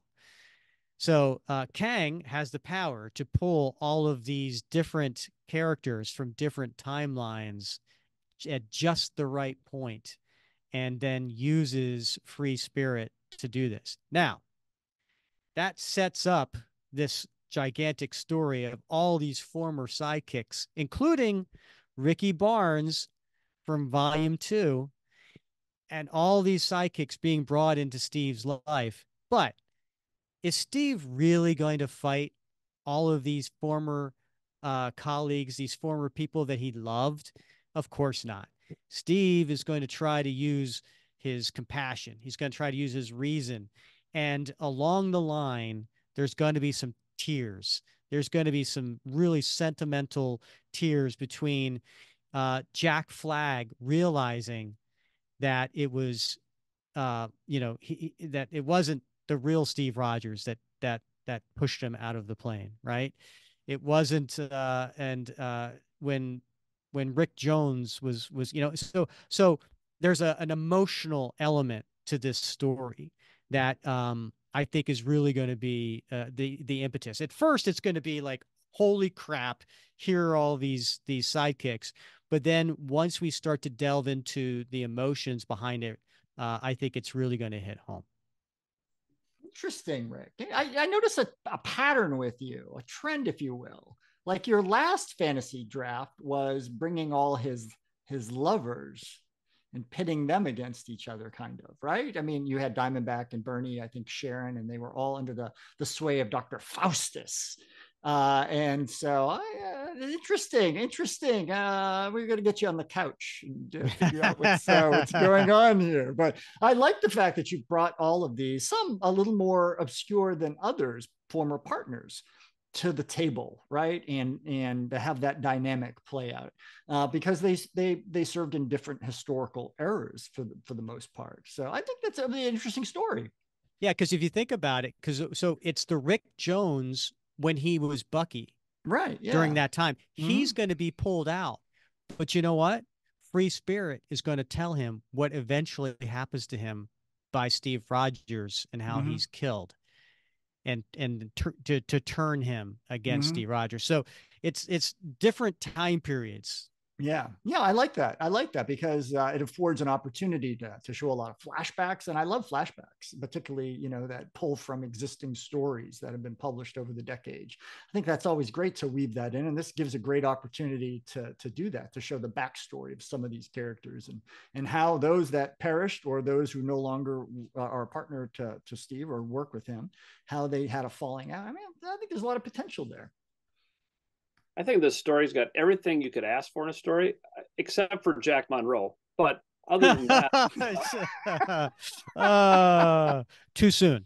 Yeah, no. But what it does is it the idea reminds me of some of those classic Silver Age stories, and you think about, for instance, when Spider-Man faces off against the Sinister Six, and here's each of these people kind of introduced and brought into the story, because you're not dropping them all in at once. This would take place over the course of a number of issues, probably, and little by little, and they would sort of all come together. Those classic stories, that's what built comics into how great they are and how much we love them today. So I love that idea of all these different people coming together and eventually, getting together as one group and taking on Cap. Yeah. And now, Grant, now that Grant, you've got Red Skull, right? What? No, I've got him. Mark has it. Mark, now the loophole. You can actually use Maxon, Schmidt, and Malik all at once in your story. All the you can have Red Skull Corps. I might need all of them to cover America for the whole idea. I'm also pretty sure at least one of those Red Skulls would count as a civilian. There you go. What we're talking about with Golden Girl. So, is that the retired Red Skull? Is he the civilian? Every time you say Golden Girls, I'm thinking B. Arthur. You know, Bob, you have a friend in me. I do indeed. Great stories, gentlemen. I Well, Why hold did on, you hold talk on. about Rick's? Yeah. I have I have oh important thoughts on this, Bob. I'm sorry. Yeah, important No, thoughts, deep okay, thoughts Rick, with the Grant Ball. uh, Rick, you had me at the LMD Rachel Layton. That's one of the threads of stories that I wish was picked up more on. I did find out just semi recently that she actually does appear in like one other place, which is in Marvel Team Up. So I won't spoil what happens during that, but I think it would still work very well with your sword. But also, I just like this idea in general because we're so used to seeing Cap inspire people, and the people who are generally mad at him are villains. But in this instance, where you're switching it to other good people who are now mad at him, I think that's a very interesting take, and I'd love to read it. But I'm not sad for stealing Jack. Rick, who's Well, going to illustrate your story? well, hold on. So the reason I went with Bucky as my first pick, I was actually close to picking Rachel with my first pick. I really thought Rachel was going to get off the board soon. Um, but I went with Bucky because having Jack in my story would not have been as much drama without having the Winter Soldier in the story too, right? Because I really wanted to have Jack in there as part of this partner, and then someone would be like, yeah, here's the guy who killed you, right? Here's Winter Soldier. So that's why I went Bucky That first, would be great. and who the hell was going to take Jack Monroe? I mean, like, I really didn't think someone was going to take Jack. And also, I know that Nate, if he's listening out there, Nate, I was going to get an automatic vote for best story because Jack Monroe's his favorite character. So I had that in there too. I really wanted Jack Monroe because I wanted Burnside and his Bucky to both be sent on this mission. And so I Wow. was So very three disappointed. people wanted Jack Yeah. Monroe. How about that? There you go, Indeed. Nate. I think that means my spreadsheet worked. I had a whole thing set up of, okay, here's how I'm going to select people. And looks like Jack was in high demand. Yeah. Who knew? I don't know who's going to illustrate my story, Bob. I didn't give that much thought, but because I feel like this is I'm going to go with Steve Epting. I'm going to go with Steve Epting just because I feel like he does a good job of having a time period. These are all pulled from different time periods, and Yeah. so I wanted somebody who could like represent Yeah. those different decades. Right. And he did an excellent job going back and forth between modern time and World War II, and then some 50s stuff Yeah. and so on. So I would go Steve Epting. And how about you? Did you pick an artist for your I story? did, but I would go with Mike Perkins because I'm sucking up, number one, but also because I love the work that he's been doing on Batman. So and he did great work on Cap, and he has that sort of gritty, realistic that Epting also does. And Butch Geist, but Perkins I think would really bring this alive and give it a real sort of 1950s noir feel to it that I would want to go for. I'd want this to be a gritty sort of spy Cold War adventure, and I think he'd do a great job at it. I agree. How about you, Mark? I've been thinking about this a little bit, looking on my wall at some of the original art that I bought only because I listened to you guys about how important that is. But I think I'm going to go back. Again, you go with what you grew up with, and putting Mike Zeck on this, if he'd come out, but with Joe Rubenstein on the inks, because Joe did a Nice. really great commission for me, and I think I'd love to see Mike's take on characters like U.S. Agent and the Captain America of the Railways, some ones that he's. Well, we have seen his U.S. agent on the covers Oh, that's during, right.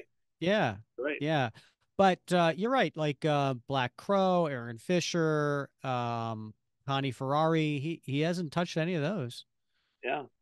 Yeah. And Bob would love his Connie Ferrari even more than the one he loves right now, I'm sure. So I'm sure of it. yes. So I think that we'd go with the Zach Rubenstein, bring that back into play. Excellent. Well, guys, I don't know about you, but I had a lot of fun.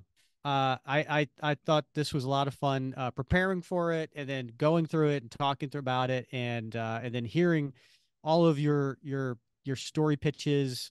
You know, I can't wait to do this again. So I just want to say, Grant, Mark, thank you for coming on the show. Thank you for the time and effort you put into to this because it obviously shows. This was so much fun. I agree. I had a blast and would love to come back, though. I think next year you should probably get some other people to enjoy the fun. But Yeah, I would 100% come back if you asked me because yeah, this was great. I agree, Grant. This is more fun than teaching junior high students how to put a comma in the right place. Yeah, it was so much fun to get ready for it and think about all the different ideas and everything else. And my ideas changed as I started exploring. I pulled out the old official handbook to the Marvel universe and I was paging through that, just looking for random characters and it was a lot of fun. Great to be on here with you guys and yeah, I'd come back in a heartbeat, but I think listening to some other people would be fantastic in the future too. Well, Mark, I can't really show it here, but unfortunately, it's the Ah, Marvel Encyclopedia, new edition. So ah, I was flipping through that as well, trying to get the juices flowing. But you yep. guys have been great sports and a lot of fun to interact with on this show, and a lot of great ideas. And I hope Alana and Tom are listening, and maybe we'll get a phone call. Yeah, yeah. You know what? We're very we can very open to negotiating on rates. So I would say that. It All I basically, want is my name in the credits. Like that would. Yes, yes. And Bob, were you when Grant and Mark were talking about the amount of time and effort they put into preparing for this show, uh, were you at all inspired by that? I really wasn't, but I was impressed. So that has to count for something. All right. Uh, Excellent. Well, thank you guys again for joining the show. We had a heck of a lot of fun, rapid cap with you.